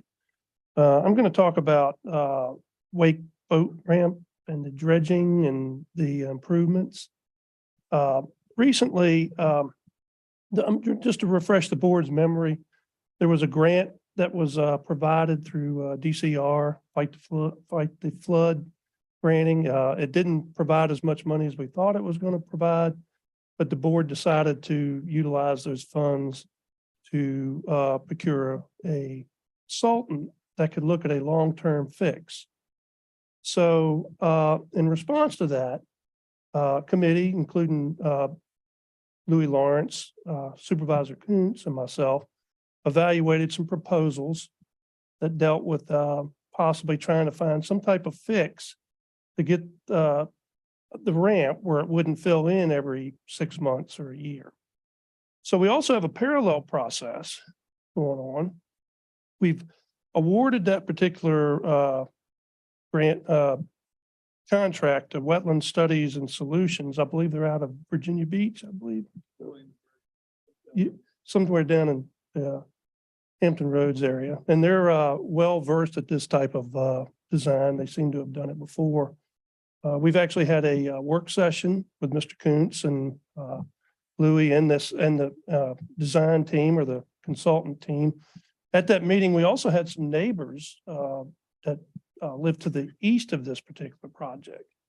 So in that conversation, we tried to have tried to feel out the what we might have to do with this and feel out the contractor, the consultant, and the homeowner. We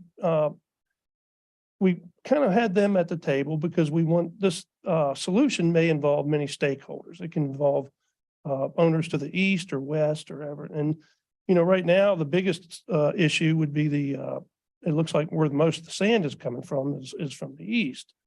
So what we found out is, and what I've found out in talking to different people, is the homeowners, not just the homeowner to the east, but the homeowners to the west around that cove are very supportive of trying to find a solution to keep that boat ramp open. Evident, you know, we received, you know, staff has received emails about it being filled in.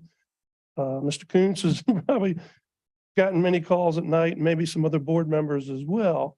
Obviously, it's a big economic driver for that particular small region of the county. So we look at that site and we see infrastructure already in place, which is hard to come by. So that may be the main reason we're trying to find a long-term solution. So in the meantime, we still have constituents that are not particularly happy that it's closed. We have a joint permit application submitted in conjunction with just keeping the ramp open, a maintenance dredge. There's two parallel processes going on here. So the maintenance dredge would just collect the sand. It's not a long-term solution. We know it's not. And it would keep the boat ramp open. So part of that would be part of that's the joint permit application, because the previous application or the previous permit has expired. We're now required to re-up. I think we've dredged this site twice in the past 3 years. I'm looking at John, he's nodding. In both cases, it filled in fairly quickly. So I just got an email.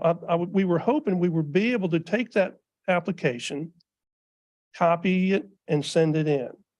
Well, we know that on the post side, we've had experience. We know we would be required to have a post dredge survey, bathymetric survey of that particular, of the finished product. I've now found out that they're requiring a pre-dredge bathymetric survey because the survey done 11 years ago now is too old.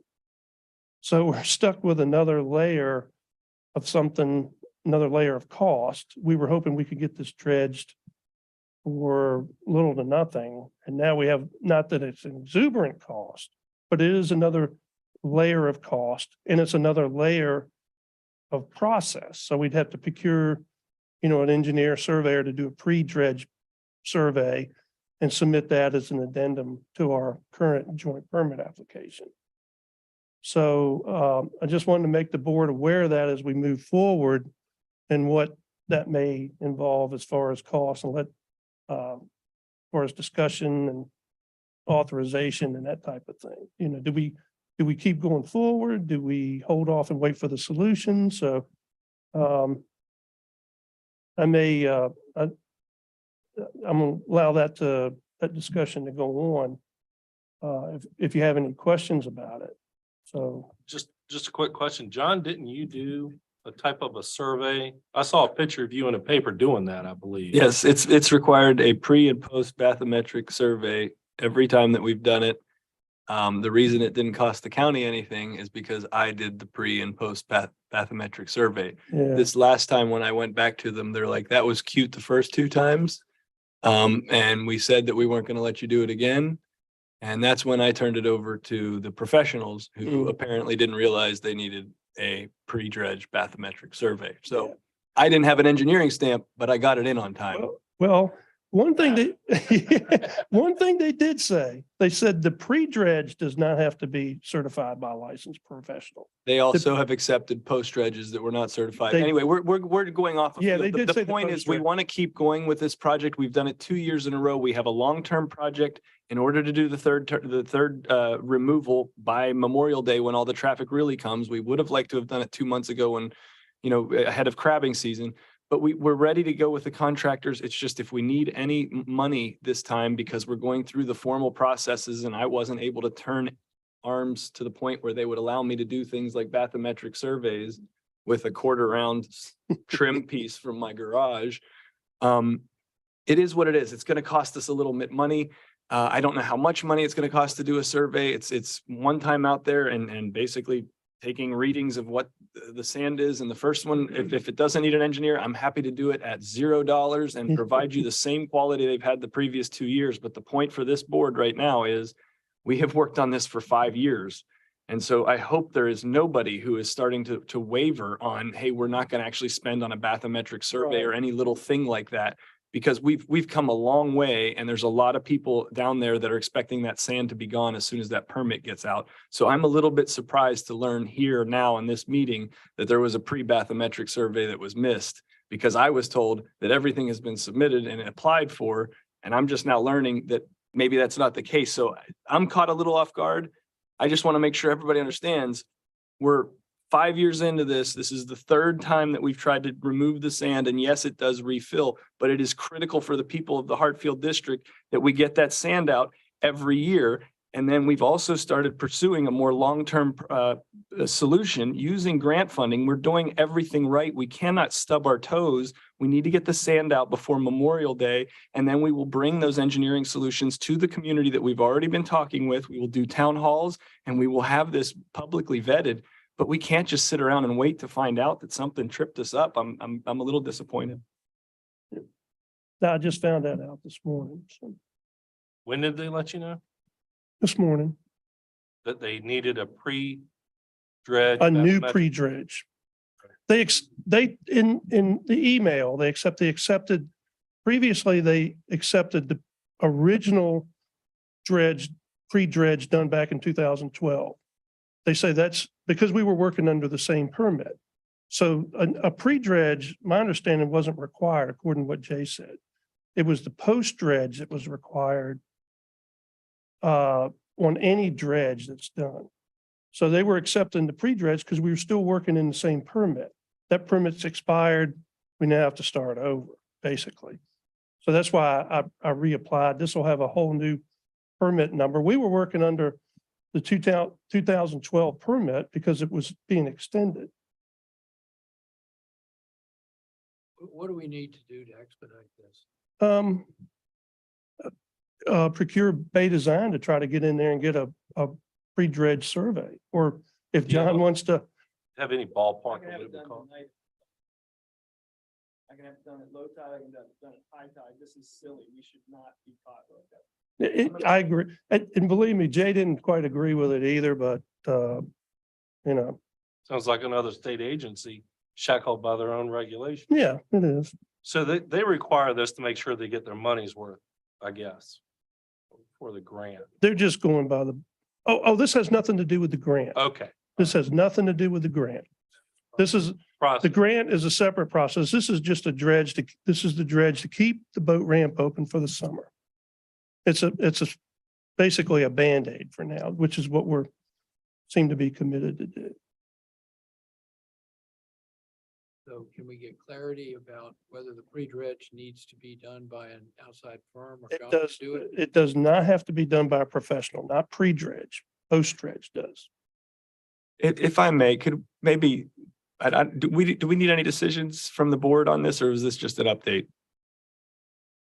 Well, I mean, we need to get a pre-dredge survey or get one. I just, like I said, John, I just found. this So, out yeah, this no, morning. and David, if I'm coming off like I'm coming off Yeah. on you, I want to be clear to everybody. I'm not upset with Dave. He's the Hmm. messenger and I shouldn't be upset. That's not good leadership. But the point here is, I think, I'd like to get back with Dave and find out what's going on and maybe tomorrow push back on whoever's given us that information in the way that I did in previous years. Respectful of, Dave's in a different position and it's his application, but I just want to circle back, and I'm not taking the reins back or anything like that. But I think what all we need is just an authorization not to exceed maybe $5,000 to an engineering firm to do a bathymetric survey. And I will commit to you right now, if anybody says they don't need a damn stamp on it, I will do a third year of the free bathymetric survey, because I'm already down there every freaking week looking at this sand with constituents, and it will not take me very long to go like this and send in the same damn thing we've sent in the last 2 years. I ask only for us to wait till tomorrow, because I don't want to call that person today. I'm really frustrated. I'm comfortable moving forward with a consensus on, $5,000 or something like that. Do we need a motion to authorize that? Probably wouldn't Okay. hurt. All right. You're not looking at a tremendous cost, even if you have to get a consultant to do it. It's not but it's more of a time stumbling block than it is a money Yeah. stumbling. And I think maybe let's be thoughtful for a moment before we produce a motion. It may make sense to just authorize even 10,000, knowing that there is a post bathymetric survey that we likely will have to spend on. And the reality is, we know that we got away with 2 years of $0 of county money spent. We used the local contractor. That's as much as I could pull off. They told me to use the officials. We're using the officials. And now the officials are talking to the officials. And apparently we're going through some of the things that I went through before. I don't think we're going to need a lot of money, but we're going to need more than $0. There's going to be steps that we're going to step through, and it doesn't have to go where you guys are having to be brought in on all of this. So if we could just give a little bit of room to the project manager, which is basically Dave and Louie, and say, hey, here's $10,000 if you need something for engineering to keep the thing rolling. Because now we're up against 3 weeks from now. I've got Memorial Day traffic. I'm up against it. I'm up against it. I made promises that now I'm up against it. So if we could just allow for maybe even 10,000 through the next 4 months or so, something like that, to just get us through getting the sand out this one last time, while the designs, again, as he said, the long-term designs are being planned for, so that hopefully we never have to do this again. And hopefully Louis's regional dredge authority is coming around and they can come help us with some of the yearly and biannual maintenance.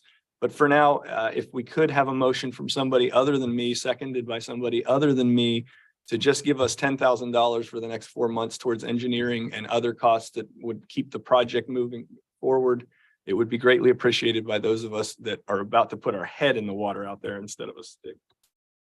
Mr. Chairman, I have one question. John, are you going to wait for it to warm up before you get out there again? I might go right now. All right. Is there a motion to authorize up to $10,000 as needed to satisfy the bathymetric survey requirements?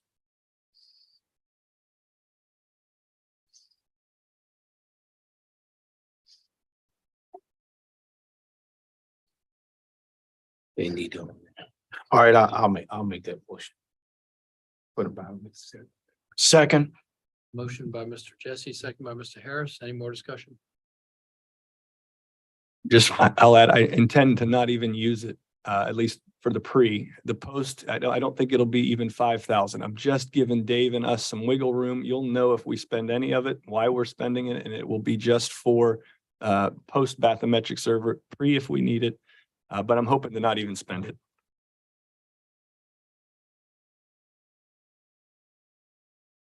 Roll call, please.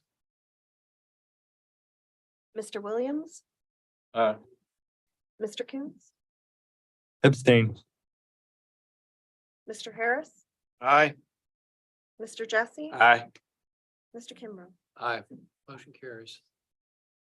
Thank And you. I apologize for springing that on the board at the last minute. I just found out this morning, but at least we've got it in the pipeline. We can keep Yeah. it going. So the other item I had was the Broad Creek dredging of similar interest to keep that waterway open. Recently, just Friday afternoon, again at a late time, too late to get into the board packet. Louis sent over a service agreement. And evidently the service agreement is fairly complex. Matt and I will have to meet with Louis. I tried Monday, Matt, we're probably going to do Tuesday, if that's okay. So we'll go over that service agreement and go through the nuances of it and hopefully get that. That's a complicated, even Louis said it was a rather complicated service agreement, so it needs some attention. So we will work on that, get going on that, hopefully get that executed. I would imagine that would hopefully come back in June. I would hope so. Yeah. And I'm getting a little bit more involved in this because it's becoming more and more timely. We have boats running aground coming in and out of Deltaville. And I hope to have this serve as a pilot program or pilot project for Louis' new endeavor. So, and it may segue into some of our discussions regarding beach nourishment and the need for sand. Currently, the majority, if not all, I'll go ahead and venture to say, of our sand in the soil stockpile or the dredge spoils area where I'm denoting with the hand icon is empty. So we could use the sand, whether it's from Mill Creek. We got something coming. Yeah. So I want to get a more active hand in this project along with Dave and see if we can't usher this along a little bit. If anybody have any other questions? Just on Matt, on that point about the Louis dredge, as you're calling it, we might be smart to just interface with him and say, listen, if there's a way for a county to be ready to go when that thing takes off and say, here's our list and here's our priorities and here's their latest standing. If we can be proactive with Louis and just sort of say, hey, appreciate that you're here based for the Middle Peninsula and the region and everything else, but we wouldn't mind just knowing, how would you like all of these counties to have our list ready? Because we're ready. We want our stuff cleared out and we want to be on that list. Hell, I'd love to see the dredge based here and a lot of the employees from Middlesex. And I know we're all thinking that way. And I think we're well positioned. One of the things that I think puts us in a very unique position and gives us shovel ready status, if you will, is the fact that we have a spoils area. I mean, that's one of the biggest impediments to a lot of these creeks is finding a property owner nearby that will host the sand pile. Sand has value. We have citizens in Middlesex that call us regularly asking if they can get into an agreement and take some of the surplus sand that is or was surplus in the dredge spoils area for their own needs. Well, we don't have any. And two, if we do have some in the future, probably want to save that for our own beach nourishment projects that may be forthcoming. So I think we're in a unique position to be the pilot project for the Middle Peninsula's dredging endeavor.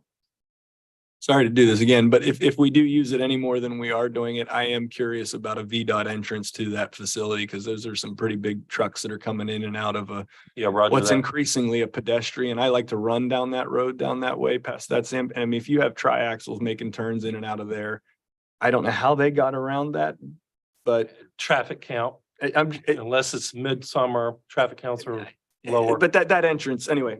Yeah, I got another topic. We can look at a more tapered entrance or maybe even a small turn lane to stagger vehicles. All right, thank you. Thanks, Dave.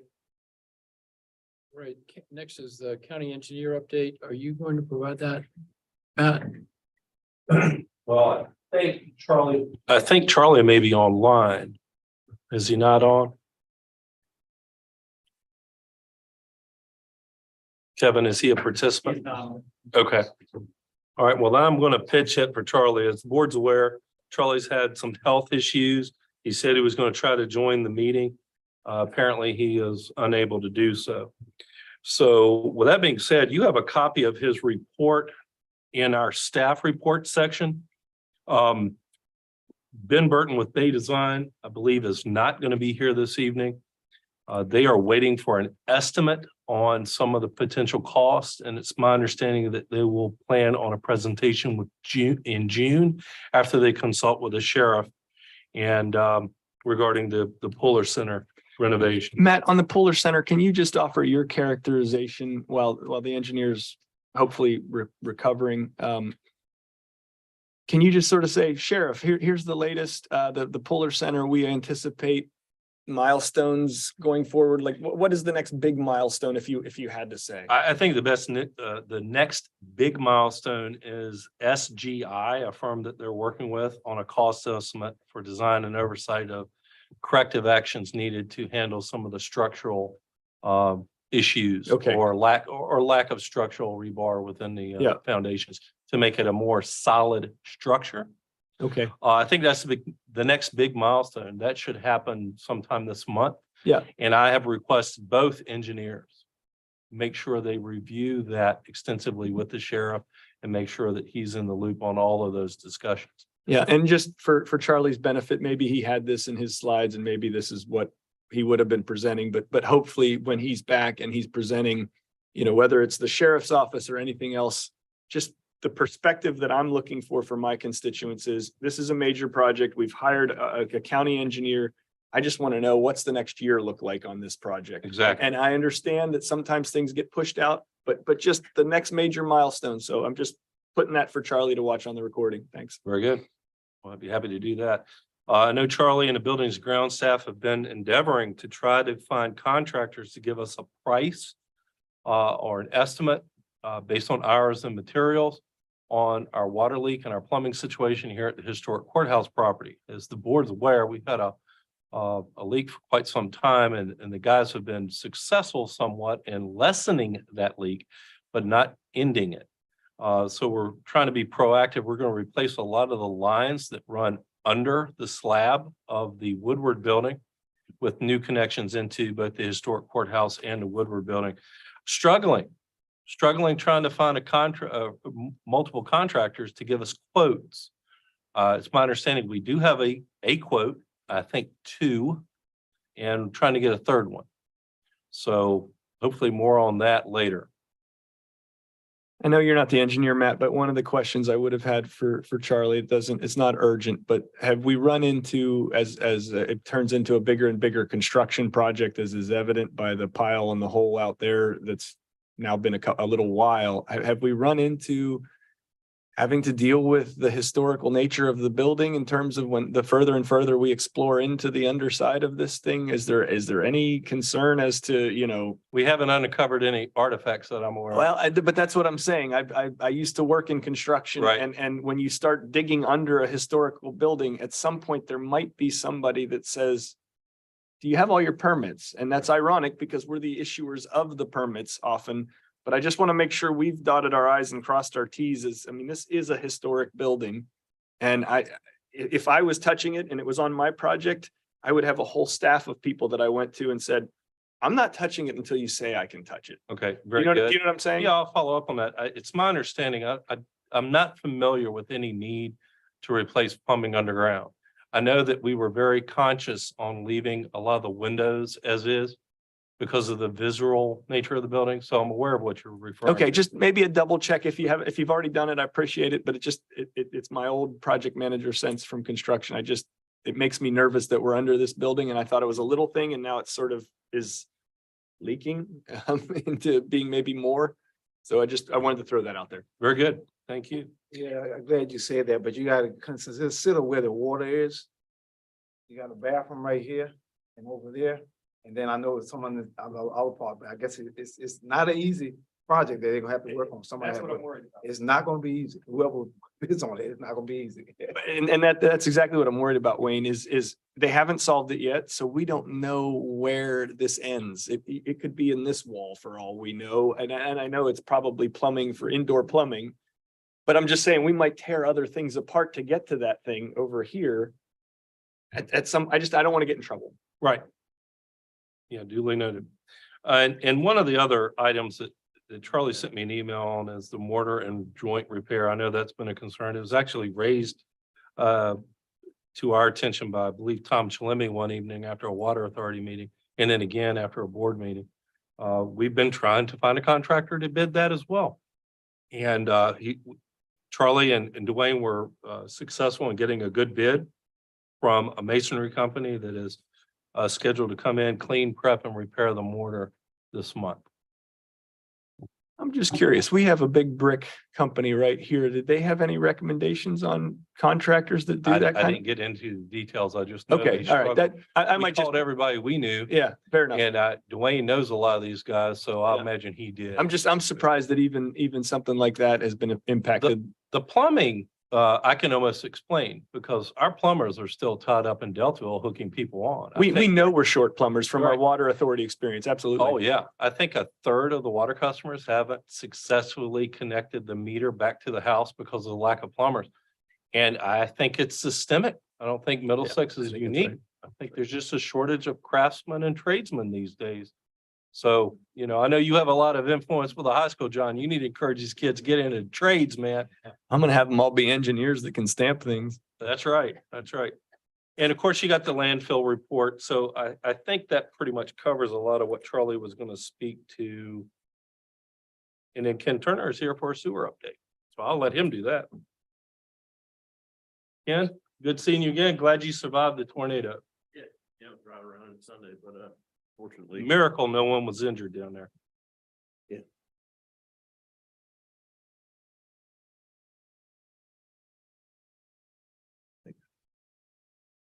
Mr. Chairman, members of the board, thank you for this opportunity to give you an update on the Middlesex wastewater collection system projects that we're working on.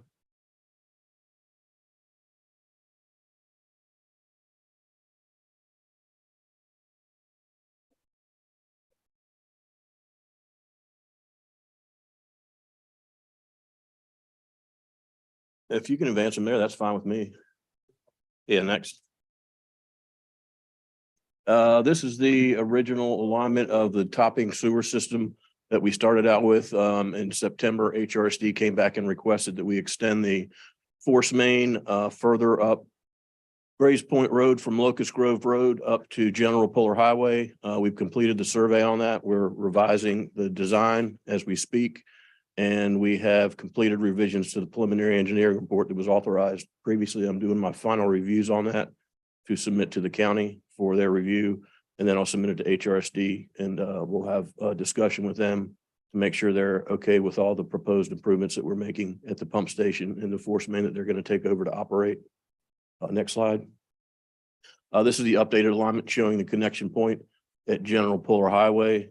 This project is advancing and we're planning to advertise it in August of this year for construction. Next slide. Ken, there's nothing we can do about the fact that they're repaving this summer. Like we're behind their paving no matter what we I was do. thinking about that and I didn't hear that they are doing Grays Point Road, but we're not gonna actually open cut any of Grays Point Road. Okay, so we're really not in each other's way and we don't want to postpone a Not in paving. my opinion, we're Yeah. gonna jack and bore under Yep. Grays Point Road to get from one side to the other to run the force main all the way up the east side of Grays Point Road. Good enough. I just want to make sure you heard that today too. I was We're listening thinking real about hard yeah, to see okay. if that was gonna be an issue.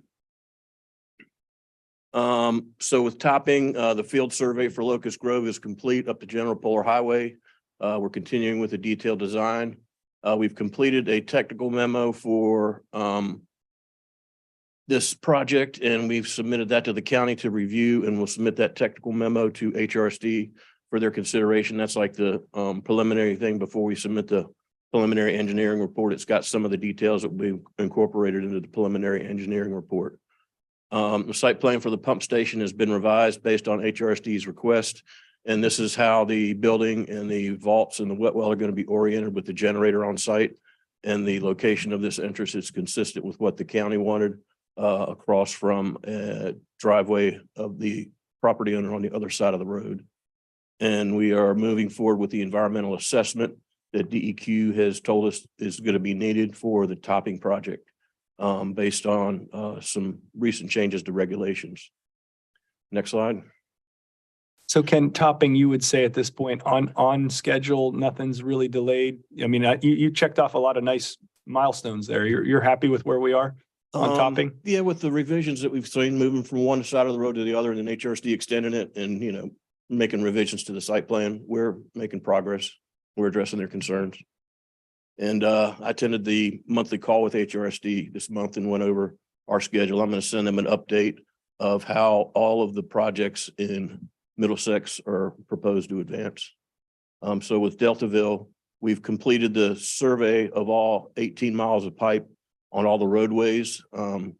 We used mobile LiDAR equipment that was attached to one of our survey vehicles, and we drove around all the roads. We got LiDAR, and we were processing that information, and then we flew the rest of it with drones to get the aerial photogrammetry. So that's being coordinated. Your drone LiDAR, have you been doing that a lot recently, or was this a first? We have been doing it in-house for about a year now.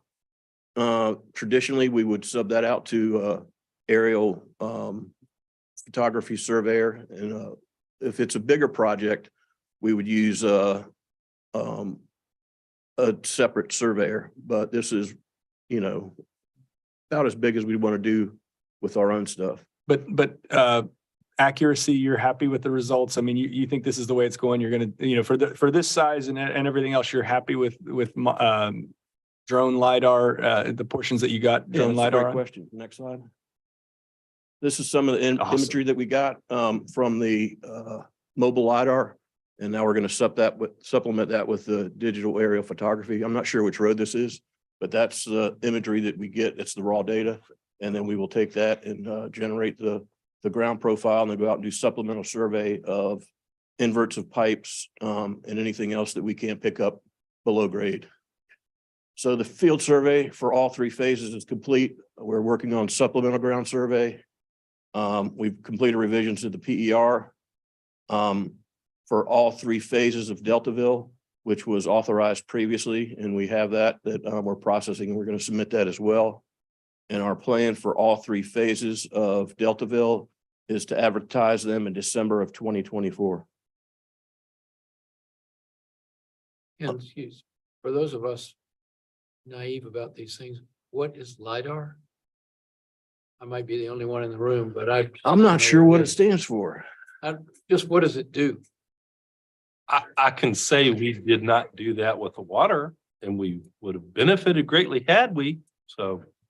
LiDAR, and I don't know what it is either, but think sonar, basically. It's yeah, I mean, you can look up what the acronym is, but basically you're surveying with the drone instead of with the laser and all the equipment. So it speeds you up dramatically, and it provides you files like this that we weren't getting from ground-based crews. So the technology has really infiltrated the surveying and Yeah, and that's what Google Maps uses to generate all the images around the world. Yeah. LiDAR is an acronym for light detection and ranging, or laser imaging detection and ranging. Thank you. Thank you. I'm not a surveyor. I'm just a dumb engineer. Now, that was an excellent question, and yeah, it's informative to me as well. So this is the progress that we're moving forward with in Saluda. The county was awarded an $800,000 grant from the straight line pipe program, and I've helped the county submit some of the documentation to DEQ to accept that grant. The PER for Saluda has been submitted to the county, and it's under review. Once it's approved, we'll submit that to HRSD as well, but they don't really have a horse in the race because their project is moving forward to advertise in July or August of this year, which will include Saluda and Urbana and the pump stations associated with that, as well as the force main to get the flow across the river to Gloucester County. So we will submit the PER for Saluda to HRSD once the county approves it.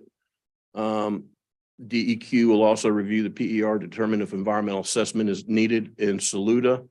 With that project, we're going to try and stay within previously disturbed right of way, but we will need a couple easements. And depending on what the disposition of VDOT is, we hope to be able to locate the pipe within the roads in Saluda here and avoid the need for a environmental assessment, but that'll be determined at the 30% phase when we make that submission to VDOT.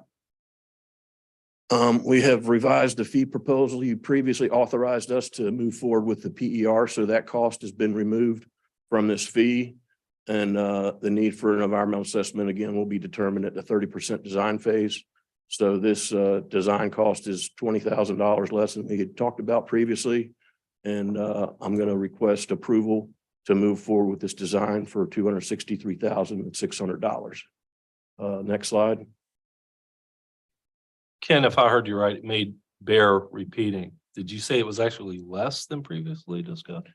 Well, the board approved the preliminary engineering report that we're working on. So that cost came out of the prior cost that was referenced in previous summaries of the overall cost for this project. Okay. For design. And this is the layout of where the gravity system and the low pressure force mains are going to extend. It's going to extend, basically from this corner up General Puller Highway across to the food line and then out Gloucester Road up to the Hardys. And we currently have, I believe, anticipate about 40 customers, and we're going to pick up the school as well. And hopefully some of those, the little shopping mall or businesses down there by the Dollar Tree, hopefully they'll hook up. And we still haven't got information from American Water on the exact usage of the existing customers, and I'm trying to get that out of them, but we've made flow projections and we're moving forward with the design based on our flow projections and the model that we've developed for this system. Next slide.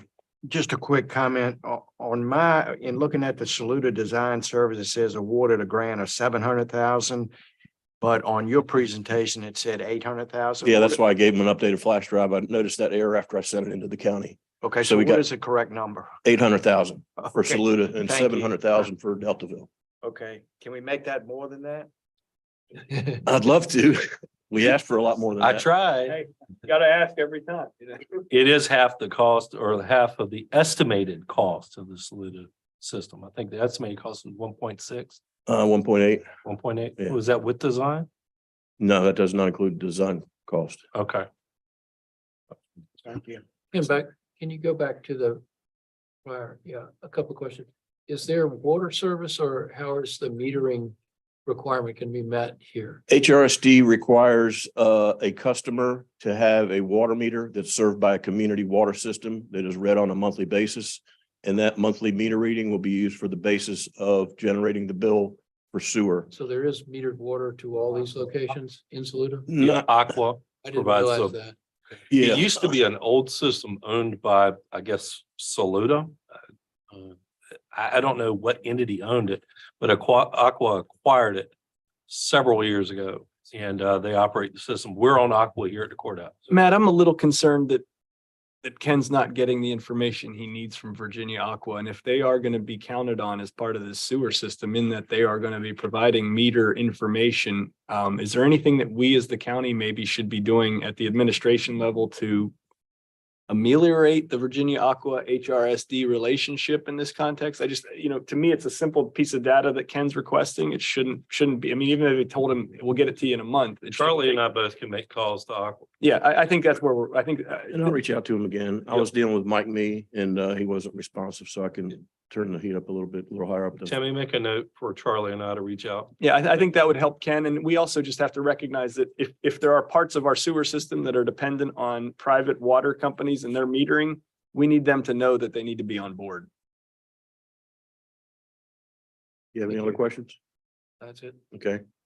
And this is a recap of the matrix that I provided previously. And it shows under Saluda that we were previously authorized to move forward with the PER.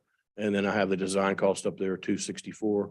And the other numbers have remained unchanged since the last presentation. So we're moving forward. We're shooting to get topping advertised this year. We've got the survey in Deltaville and we're going to get started on the design for Saluda. So we are making progress and we did get some grant money, albeit it's not as much as we were hoping for, but a little bit's better than nothing. Total of $1.5 million so far. And there may be another round next year that we can apply for. We've alerted our representatives, we're going to be asking for it every year until we're actually in construction. Okay. And with that, I'll open it up to any other questions that anybody has. Next slide. In that opening slide, I, I see everything that I think I understand. Go back to the slide 1, please. Should there be some line between Saluda and Hartfield that just doesn't show up there? That's going to be the HRSD. So this is just collection systems. These are collection systems. That's correct. Okay, so for my mind, I think of it as HRSD plus the collection systems. And so I look for the whole thing here, but you're just the collection system. So that's why that looks like that, right? Well, and we, Deltaville, Hartfield, Topping, and Saluda. Cook's Corner is under construction. Right. And they're going to do that by gravity. That was a decision that was made last year based on the cost, and they had already advertised everything. And that's correct. We have asked HRSD to consider transferring the collection system in Cook's Corner over to the county.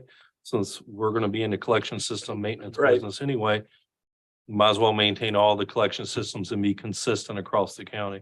We're back and forth with HRSD on that. And that collection system, everybody sees the construction. I know it may be not what we're supposed to talk about here, but when do we anticipate that collection system being closed up and done? You are the segue guy, because I was going to close Ken's comments with just that.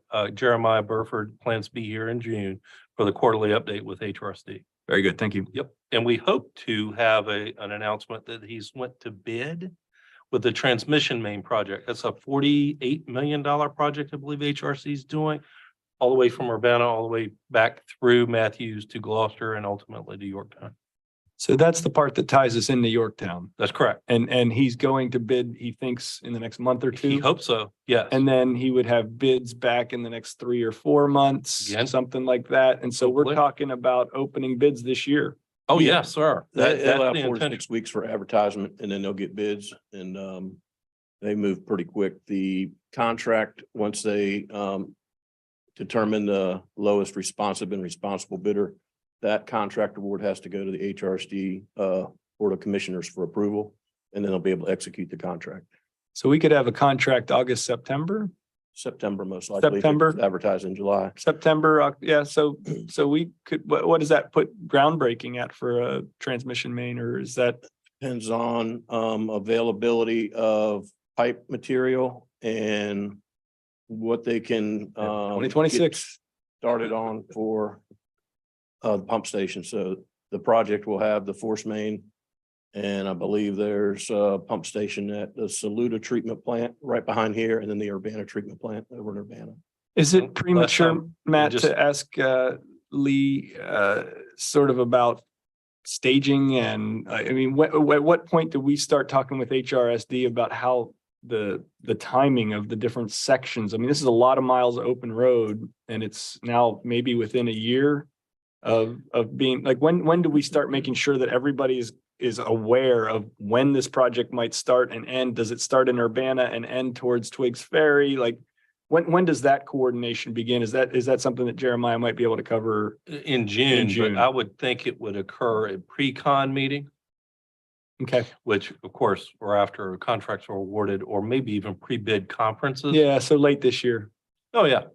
And one quick thing, last time I discussed it with HRC, the project schedule had slipped a little bit for obvious reasons, as Ken has kind of gotten into in the past. I believe they hope to have their transmission main complete by spring 2026 now. It had slipped from December 2025 to spring 2026. To clarify, when you say their transmission main, from where? HRC's transmission main project from Urbana. Oh, okay. So you Right. initially they were talking about 25 completion. Now it's probably 26. Yeah, and a good way of looking at this is all of the collection systems that the county's engaged with design. It's a parallel and concurrent project with the overall project with HRC, which is moving forward. Yeah. Yeah, basically 2 separate things. Yeah, we've got our collections, and then we've got the one-off gravity collection in Cook's Corner. Correct. And then we've got their force main, but all of these things work together underground seamlessly in a way that the public won't think about or see. But as we put all these parts and pieces, they're all happening congruently. That's correct. And it's kind of a bad thing, but it's kind of a good thing because it's giving us a little bit more time to get our designs right, measure twice, cut once. We can't go online with any of our collection systems, with the exception of Cook's Corner. because temporarily it's pumping down here to this treatment plant and then ultimately will be pumped out via the transmission main. But other than that exception, we can't pump into the transmission main to take our waste out of here until it's complete. Right. So we have a little bit of time. We'll On the probably collect- online hours. On the collection side, we're not critical path because we have that main transmission that we have to wait for, That but we're waiting for in any Sure. event. That's correct. sure. Do we have the main already in from Cook's Corner to Saluda that once that Cook's Corner collection system's in, it can be turned on? That force main was completed last year. Yeah, I thought I saw that construction. Yeah, so it's, I mean, once they get that, final completion certificate for the gravity collection system in Cook's Corner, they can flip that switch and start going to the Saluda. They can, and we had, I would say the term we used a few years ago was rationing connections to that system because we have a limited treatment That's right. capacity behind a regional jail. And we're trying to shut that thing down ultimately. We're That's we're correct. not trying to see if we can get more capacity into it. That's never was the plan, just to refresh everybody. It's just, it's there for now. We can use it, but we still have limits that we can't violate. That's correct. And the ration was for the workforce housing development, county facilities, and the brew pub / restaurant, which now is not moving forward. So there is capacity there. If there was a business in Cook's Corner that said, look, my drain field's failing, can I hook on? I think we have the capacity to allow them to, after some consultation with HRSD, making sure the capacities are there. Because, the workforce housing is, it's moving slowly and the brew pub's no longer in play. And I would argue we want to publicize and encourage that because ultimately we're going to flip the direction of that main and it's going to go into the bigger system. So if there are people that are in that situation in that area, we have some capacity because the workforce housing and the brew pub have either fallen off or been delayed, however Right. we want to call that. And this is only a temporary, shooting the waste down to Saluda. So if there are people in Saluda that were looking for sewer, I think it's okay for us to be pretty public about that. People in Cook's Corner, you mean? That's what I meant. Right. That's all really far from Hartfield. And at the risk of being verbose, Kevin, can you go to Deltaville real quick? On the slides? Oh, no, just on the slides. We've got a preliminary design that largely mirrors the existing water lines. Ken, Charlie, and to a lesser extent myself, have had some initial conversations on when we want to start soliciting for connections in Deltaville, just to get an idea who's interested and where. I mean, the where has been decided because the water lines are deployed. It's got to be pretty much parallel to those. And that's a discussion that we have ongoing with, Charlie and Ken and I. And hopefully Charlie will recover and we'll be back to the board to determine how best to proceed with that.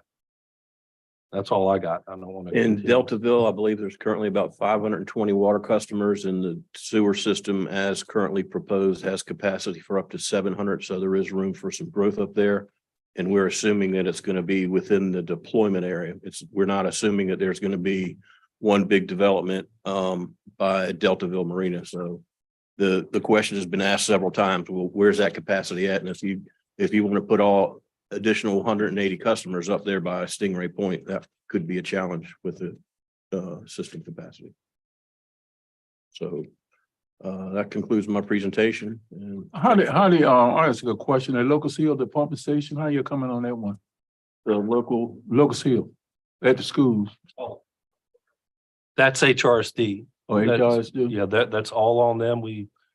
oh yeah, that's right. That's going to be included in the project. So the way that the HRSD Transmission main project. system is going to work is Urbana and Saluda are going to pump to Locust Hill. It'll be repumped from there to Hartfield, and then it'll be repumped from Hartfield across the river over to Foster County.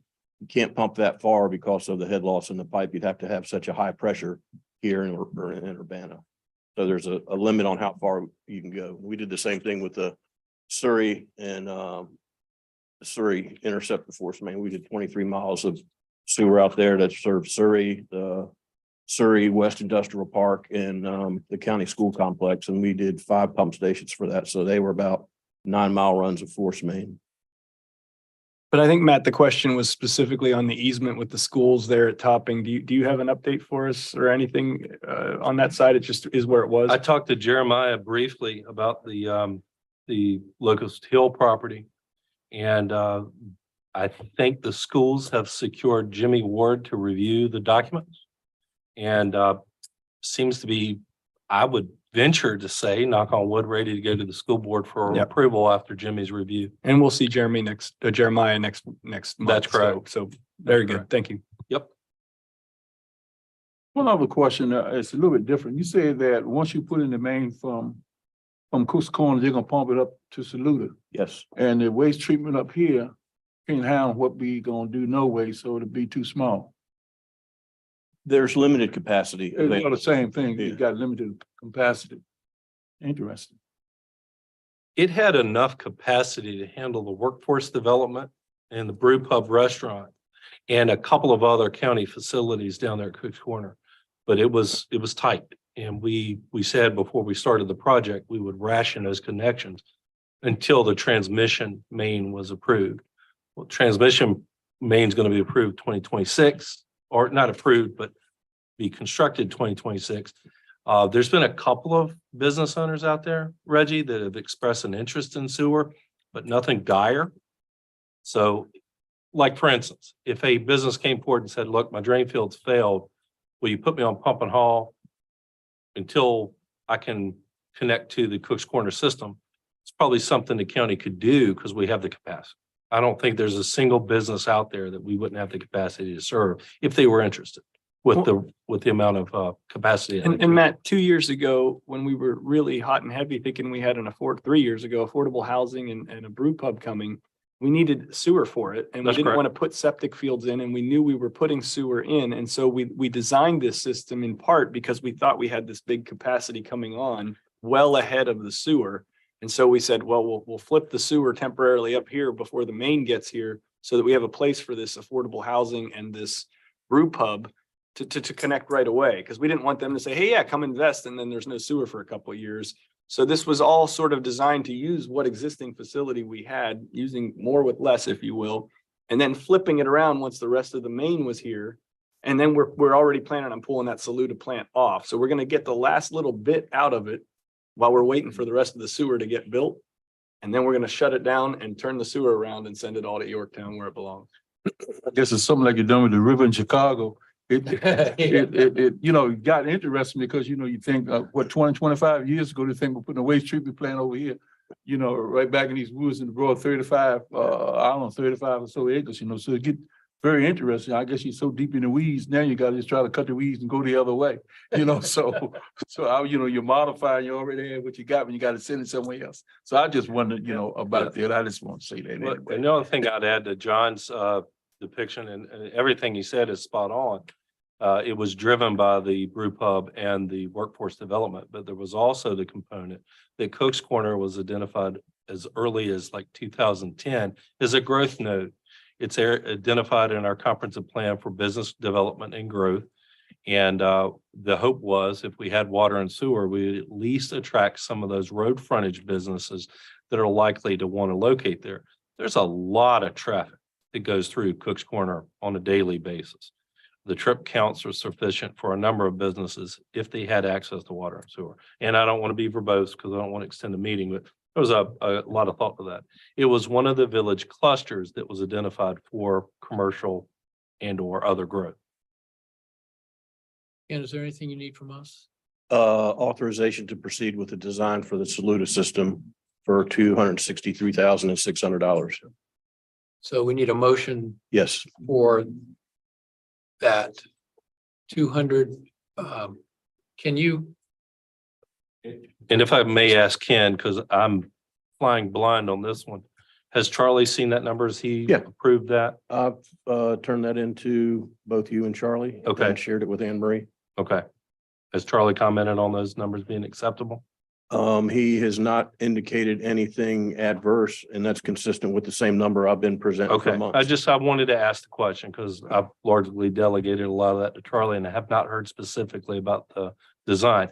Though I would say, with the grant monies, it's my interest to move forward with design of Saluda. And we're under some time constraints. I think we have to give them some information on our program regarding, I'm confusing the other grant, forgive me. We have to give them some information, DEQ being the them, on our program for connection fee assistance.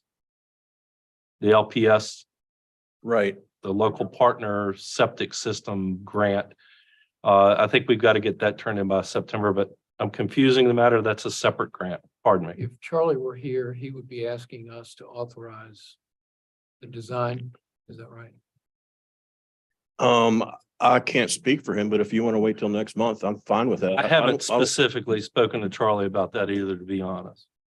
I would assume so, but you know what they say about assumptions. If Ken's saying he's okay to wait a month and Charlie's not here, Ken, if we're not That may holding be you up, the and best thing, can we yeah. just put that early in the agenda and get Ken in and out? Ken might not even need to show up. I don't know, but like if Ken's saying we can wait a month, I'd Yeah. prefer to wait a month and get Yeah, Charlie. that, that may be the for best Charlie thing, to Mr. Chairman. weigh If in. Ken's okay with that. Yeah, we have plenty of other work to do here. Deltaville alone, right? Yeah, Well, the numbers are consistent with what we've been talking about. absolutely. Okay, thank you for your time. Thank you. Thank you. Matt, I want to make sure that we didn't skip over the budget supplement request on page. This is budget supplement request 2023-36 for airport runway alignment. It was on the agenda under H1.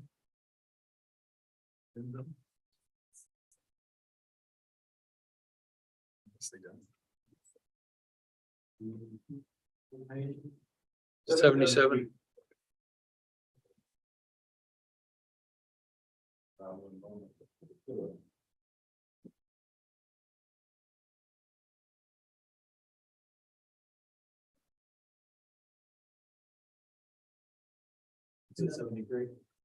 I'm sorry, our numbers aren't lining up, Kevin. It's printed page 73. If you'll scroll down just a little bit further, please. It's the budget supplement request form 2023-36 right there, page 77. I'm sorry.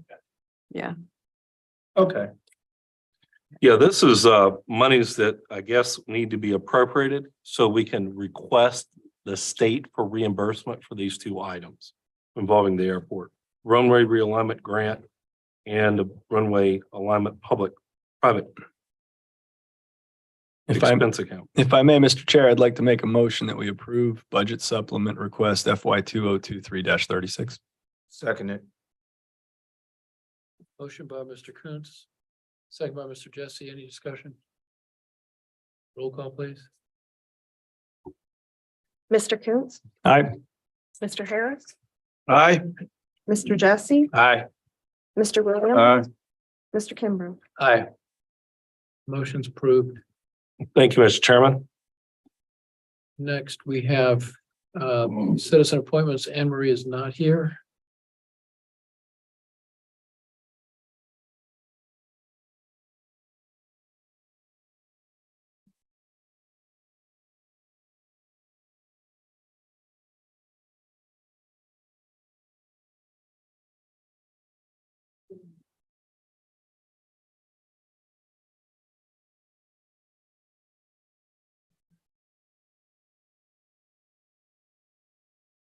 Mr. Chairman, just as a notation, it appears there's a supplemental handout. And Tammy, if she may have anything extra to add, that Mr. Charles B. Miller Jr. has also applied for the Board of Building Codes Appeals. This was hand delivered by Mr. Miller today on May 2nd.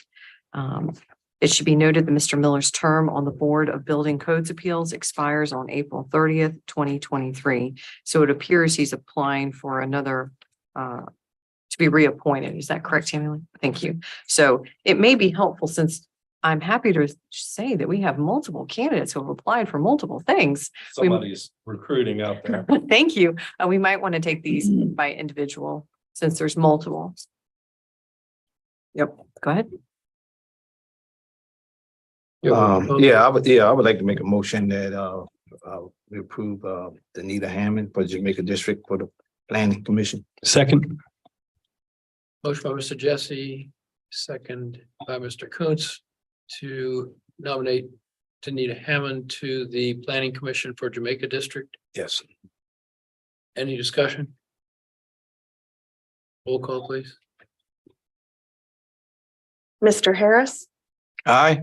Mr. Jesse, Aye. Mr. Williams, Mr. Coons, Aye. Mr. Kimbrough. Aye.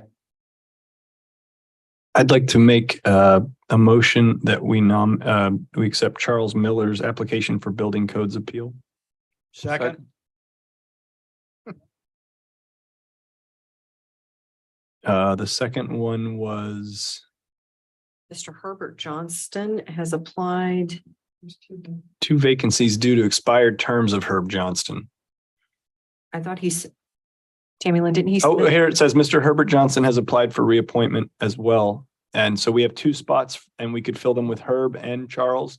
That's my understanding. So Yes, I'd sir. like to amend my motion to move that we accept the application of Herb Johnston and Charles Miller for the Building Codes Appeal Board, if that would please the chair. Second. Motion by Mr. Coons, second by Mr. Harris. Any discussion? Roll call, please. Mr. Jesse, Aye. Mr. Williams, Aye. Mr. Coons. Aye. Mr. Harris, Aye. Mr. Kimbrough. Aye. Motion carries.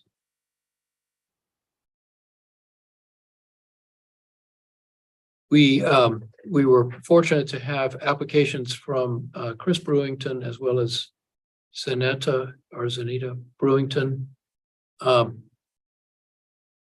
I don't know if anybody is familiar with them or their backgrounds other than the resumes that were submitted. It looked like Mr. Brewington may have a background that is would be a good contribution to the Wetlands Board, but nobody has spoken with them, I don't think.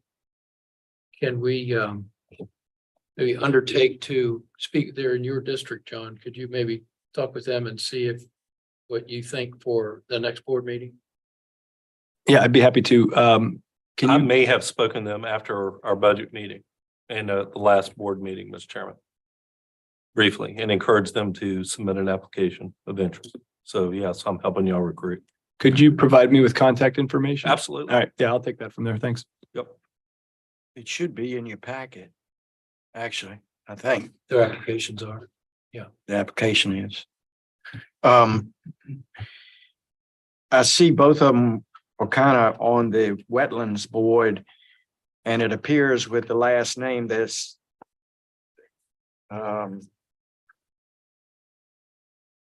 there's possibly, is this husband and wife? Okay, is there a problem with one of them? Because we have a vacancy and on the Board of Zoning Appeals and the Wetlands Board. Would that be prudent to, or would they be up for one being on one and one being on the other? I think that's what the ask is, that one of us reach out to the Brewingtons. We've got 2 volunteers. We've got 2 openings. Let's see if they have interest. Let's see if their experience lines up, and I'll take that action once I can find my board packet. Admitting it publicly. I love it. And the back of it, where they said what they'd be interested in, they did not put a specific target down, so they may be willing to do that, and that'd be great. We can close that out. And while it may be very interesting to see arguments, if they were on the same board, of course, I would recommend you do split them to 2 different boards. I don't think you want to put them on the same board. Because then if they disagree, it would be very interesting. Okay. Thanks for all that. Administrator updates, Matt? Yes, sir. The main thing in light of the time that I have, of course, is your appropriations resolution. Having heard the board and the discussions that transpired at budget adoption, we built in some language that I want to draw your attention to, as well as one other semi-major change that we made to the resolution. It's essentially the same resolution that you adopt every year, with the addition of the 4th and 5th whereas paragraphs that deal with our current situation. And thanks, Kevin, you're reading my mind. I think it's on page 105 in my packet. And I would like, Mr. Chairman, if I could read those 2 paragraphs briefly. The 4th whereas starts with, and again, for the public here tonight, everything else is pretty much standard. But the 4th whereas paragraph says, whereas the approved FY 2024 budget contains funding for a cost of living adjustment COLA for employees of up to 7% contingent upon state appropriation as currently proposed by the General Assembly. And fifth whereas paragraph, as of the date of this resolution, the Commonwealth of Virginia has failed to adopt the requisite amendments to its biennium budget necessary to provide the proposed state funding for said COLA, thereby making it necessary for the county to appropriate the FY 2024 budget contingent upon state funding. And then the sixth whereas paragraph is standard. I'll read the now therefore be it resolved paragraph that brings everything home and kind of solidifies it. Now, therefore, be it resolved by the Board of Supervisors of Middlesex County, Virginia, this second day of May 2023 preliminarily authorizes a 5% cost of living adjustment effective July 1, 2023, and authorizes and appropriates up to an additional 2% COLA for a total of 7% cost of living adjustment effective July 1, 2023, contingent upon state appropriations expected to be approved in late June 2023 through the state budget amendment process, and that the following appropriations are made for FY 2024 for the following functions. So that's the fundamental change to the resolution that deals with the uncertainty in the state budget process at this time. It's my understanding, having spoken at length with the superintendent of schools, that they are proceeding with contract awards or contracts based on a 5% with a note stating, or an attached letter stating, that there may be an additional 2% if the state follows through with what they say they're going to do. So I'll pause there and see if there's any questions. My only question is on the timing, effective July 1st, contingent upon state appropriations expected to be approved in late June 2023. Are we confident that that's the time frame, or if that slips into July, is it just easy to amend this? We've had it from a couple of different sources that the General Assembly does intend to convene and handle those last minute amendments after the primaries June 20th. Okay, so worst case scenario, if it slips into July, we just have to change the wording on this and redo it. Not necessarily. If they come in July and change it after the fiscal year, you're already authorized and you're up and running. Okay, yep, got it. Thanks. Any other questions? Is there The a main- motion for this resolution? The main thing I would like to add to that is, if, John, in your scenario, let's say they do it as late as December, we don't give it until the state does. We don't, because we don't have the appropriations from the state in order to do that. So we're covered in that respect, I believe. Go ahead. I got one question. We already passed the budget.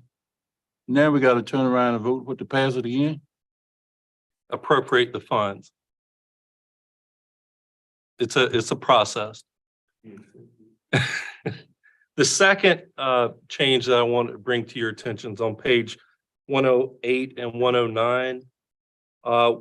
We categorically appropriate the school's budget. That's something we've always done. That's the chart that you see in the resolution in front of you.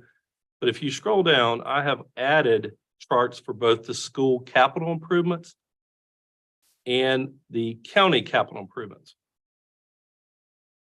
You see two new charts in the resolution. And largely the reasons I did that is something Betty recommended to Anne Marie and I last year.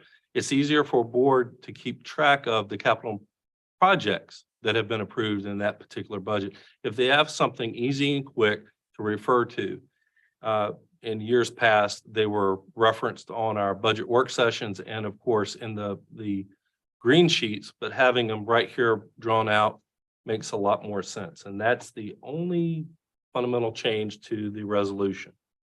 Reviewed it with the schools. Karen's blessed it. So I think she's ready to go, Mr. Chairman. Thank you. All right. I would just like to make a motion for the resolution appropriation funds for the fiscal year budget beginning July 1st, 2023 and ending in June 30th, 2024 for the Middlesex County. Second. Motion by Mr. Jesse, second by Mr. Kuntz. Any further discussion? Roll call, please. Aye. Mr. Harris, Aye. Mr. Jesse, Aye. Mr. Williams, Aye. Mr. Kimbrough. Aye. Motion carries. Thank you. Last thing I have, Mr. Chairman, you have in your packet the cigarette tax breakdown. Looks like it's funding fairly well. I mean, I don't know whether to be happy or sad about that. Want people to stop smoking, but hey, the tax revenue is good. So I think, That's all I have, Mr. I Chairman. think some of that might be inflation as well. I think the tobacco prices have seen the same thing as everything else, but there is probably an underlying usage issue as well. Right. Madam County Attorney, do you have an update for us? No, sir, not, I just have my update with the staff reports. And so if you have any questions about that, I'm happy to answer that. And I will be getting you out the legislative update. I attended my LGA conference in April. And so all those fun little new laws, I'll be getting you an update on those here shortly. Thank you. All right. Any unfinished business? Any new business?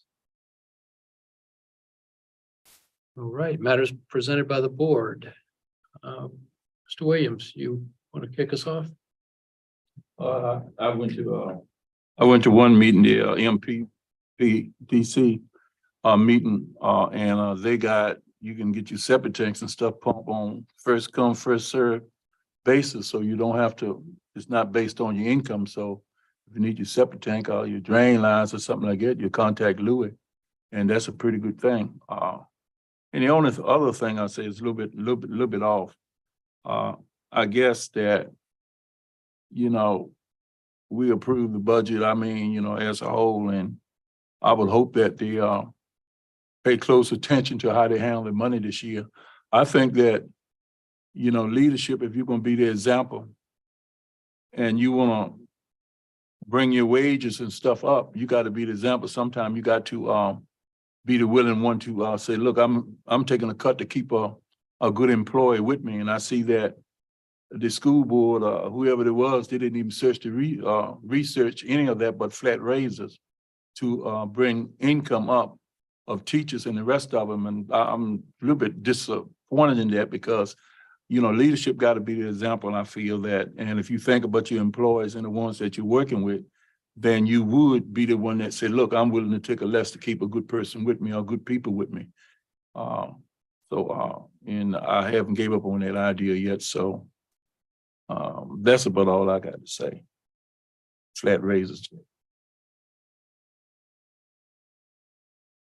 I've been attending all my meetings. I'll just take a minute here to talk about something that I've been noticing. A couple years ago, I talked about mental health in this community, and a lot of the roles that I've taken as a board member have really touched on mental health, from our regional jails all the way to Keep Middlesex Beautiful.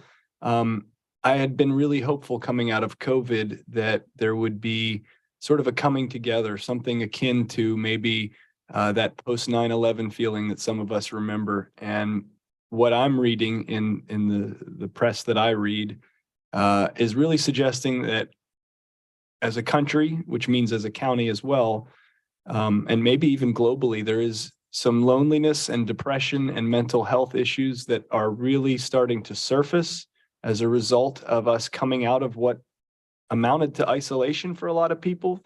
A lot of people lost loved ones.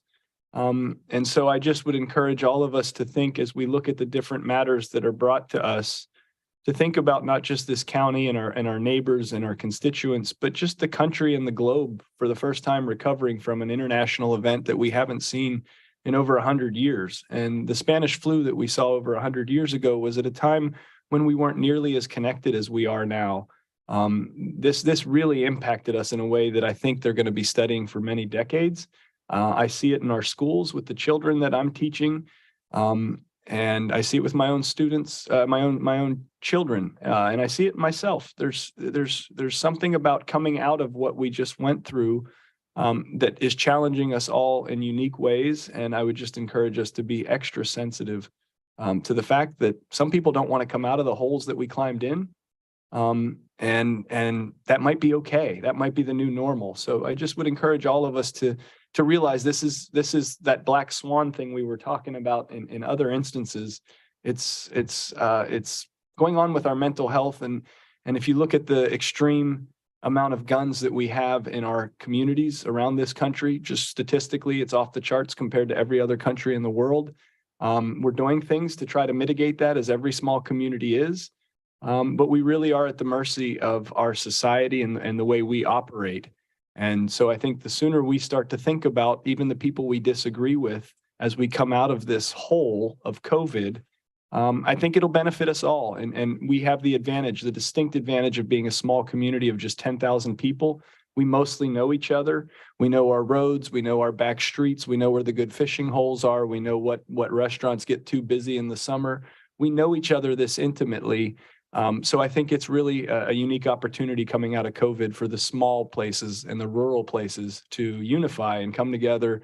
And I look forward to some of the summer events that bring us all together, and hopefully more public access so that we can encourage that, more public parks so that we can encourage that. I think we're on a lot of good tracks. I think we're putting in a lot of good infrastructure. The Broadband Authority was just in Richmond, I think last week or the week before, being lauded for their accomplishments. And we still have miles to sleep there too. And that's about connectivity that we learned was so valuable during COVID as well. So sorry to take all that time, but I just encourage all of us to remember that the mental health struggles are real and we all are struggling with them.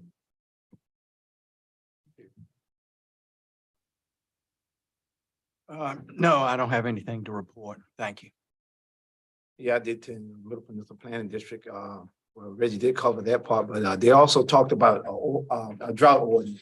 As you know, the east, even though we had a little bit of rain the other day, you still got to consider that, said pull out that drought ordinance because we don't know what the future can hold in the eastern part of Virginia.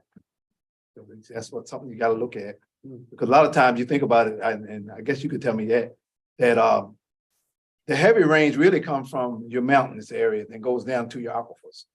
So, you know, you give a heavy rain here, that you thinking that's going to help you, but it normally it doesn't.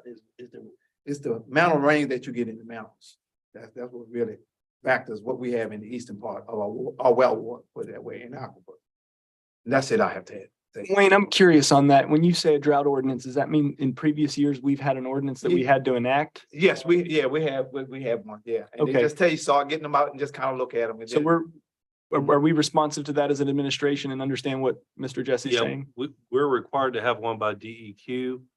And I could say I was town manager of Orange, and we were probably the cause of that. The town of Orange had a water system that used surface water sources for their water. And the Rappahannock River was within days of not providing any water to a good section of Orange County, town of Orange, Gordonsville, and Louisa County. It was all fed through our water treatment plant in Orange. So we petitioned the state, got some money for a pump over impoundment up there. But as a result, the state found it necessary to require localities to have drought ordinances in place. Okay, thank you. That was news to me. Thanks. I had a couple things. One, we had an excellent meeting of the Historic Courthouse Committee last week, and we would like to have space in the downstairs portion of this building for exhibits. What we have in mind are display cabinets about 80 inches by 80 inches, glass fronts, locking, to present various displays that are still in process of being formed. We talked about how can the public have access in the same way that the clerk's office here is open to the public during business hours, during the day. The concept would be to do something similar in the lobby downstairs. And we think that we could have 4 of these display cabinets, perhaps even 6 there, utilizing those walls better to begin augmenting the displays and the artifacts that we have here and begin telling the story of this historic courthouse. So I've had conversations with the members of the board as well as the county attorney, and I'll be talking to the planning commission because my task coming out of the meeting was make sure that we address the security needs and we come up with a safe way for the public to be able to access that part of the building. So it's still in process. It's not a done deal, but that's the concept that we're working on. The other I attended the EDA meeting, which I always try and do. And what was mentioned during the EDA meeting is that it's frequently one of the roles of the EDA is to provide input to Planning and Zoning Commission on economically driven projects. And that's happened sort of by happenstance in the past. But I talked with Dave Kretz about just aligning, giving an alert to the EDA whenever we have an economically driven planning project, whether it requires a special exception or not, to at least circulate that through the EDA and get the EDA's perspective on that. So I think that will give us another good input on projects. And where we have special exceptions to consider, add, another voice, another perspective to our consideration. That's all I have. And I will then open the floor for public comment. Would anyone like to address the board from the audience? I will close the floor for public comment and Madam County Attorney, we are scheduled for a closed session. Yes, I do not know if we will be taking action or not when we come out, but I do know that we'll be continuing our discussion downstairs for at least part of the closed session. I think we can do both parts of them. And we do have dinner prepared so that we can continue during that time. So can we go to a close at this point, go to closed session, go to break and reconvene at 7 and then come out of closed session? Is it? Well, can we my thinking do is that? the closed session, I mean, I know it's 6:20 for lack. I think the closed session, I anticipate approximately 30 minutes. And so the idea is I thought we'd eat and talk and come back. You have to come back up and reconvene and then you can recess. I could use good word like that, but Okay. yeah. So I think the closed session could take a little while is my Okay. point, but unfortunately, well, not unfortunately, procedurally, you'll have to return, reconvene, and then you can recess if there's additional time. Hopefully there will be. So All with right. that, if you're ready, I'll read off the language. Please. Mr. Chairman, we need a motion to convene in closed session pursuant to Virginia Code Sections 2.2-3711A3 and A8 for the discussion of the acquisition of real property for a public purpose where discussion in an open meeting would adversely affect the bargaining position of the public body, and for consultation with legal counsel regarding that acquisition of the real property. And pursuant to Virginia Code Section 2.2-3711A1, this is for a discussion of personnel matters specifically regarding the county administrator. So moved. Seconded. Motion by Mr. Coons, second by Mr. Jesse. Any discussion? Roll call, please. Mr. Harris, Aye. Mr. Jesse, Aye. Mr. Williams. Aye. Mr. Coons. Aye.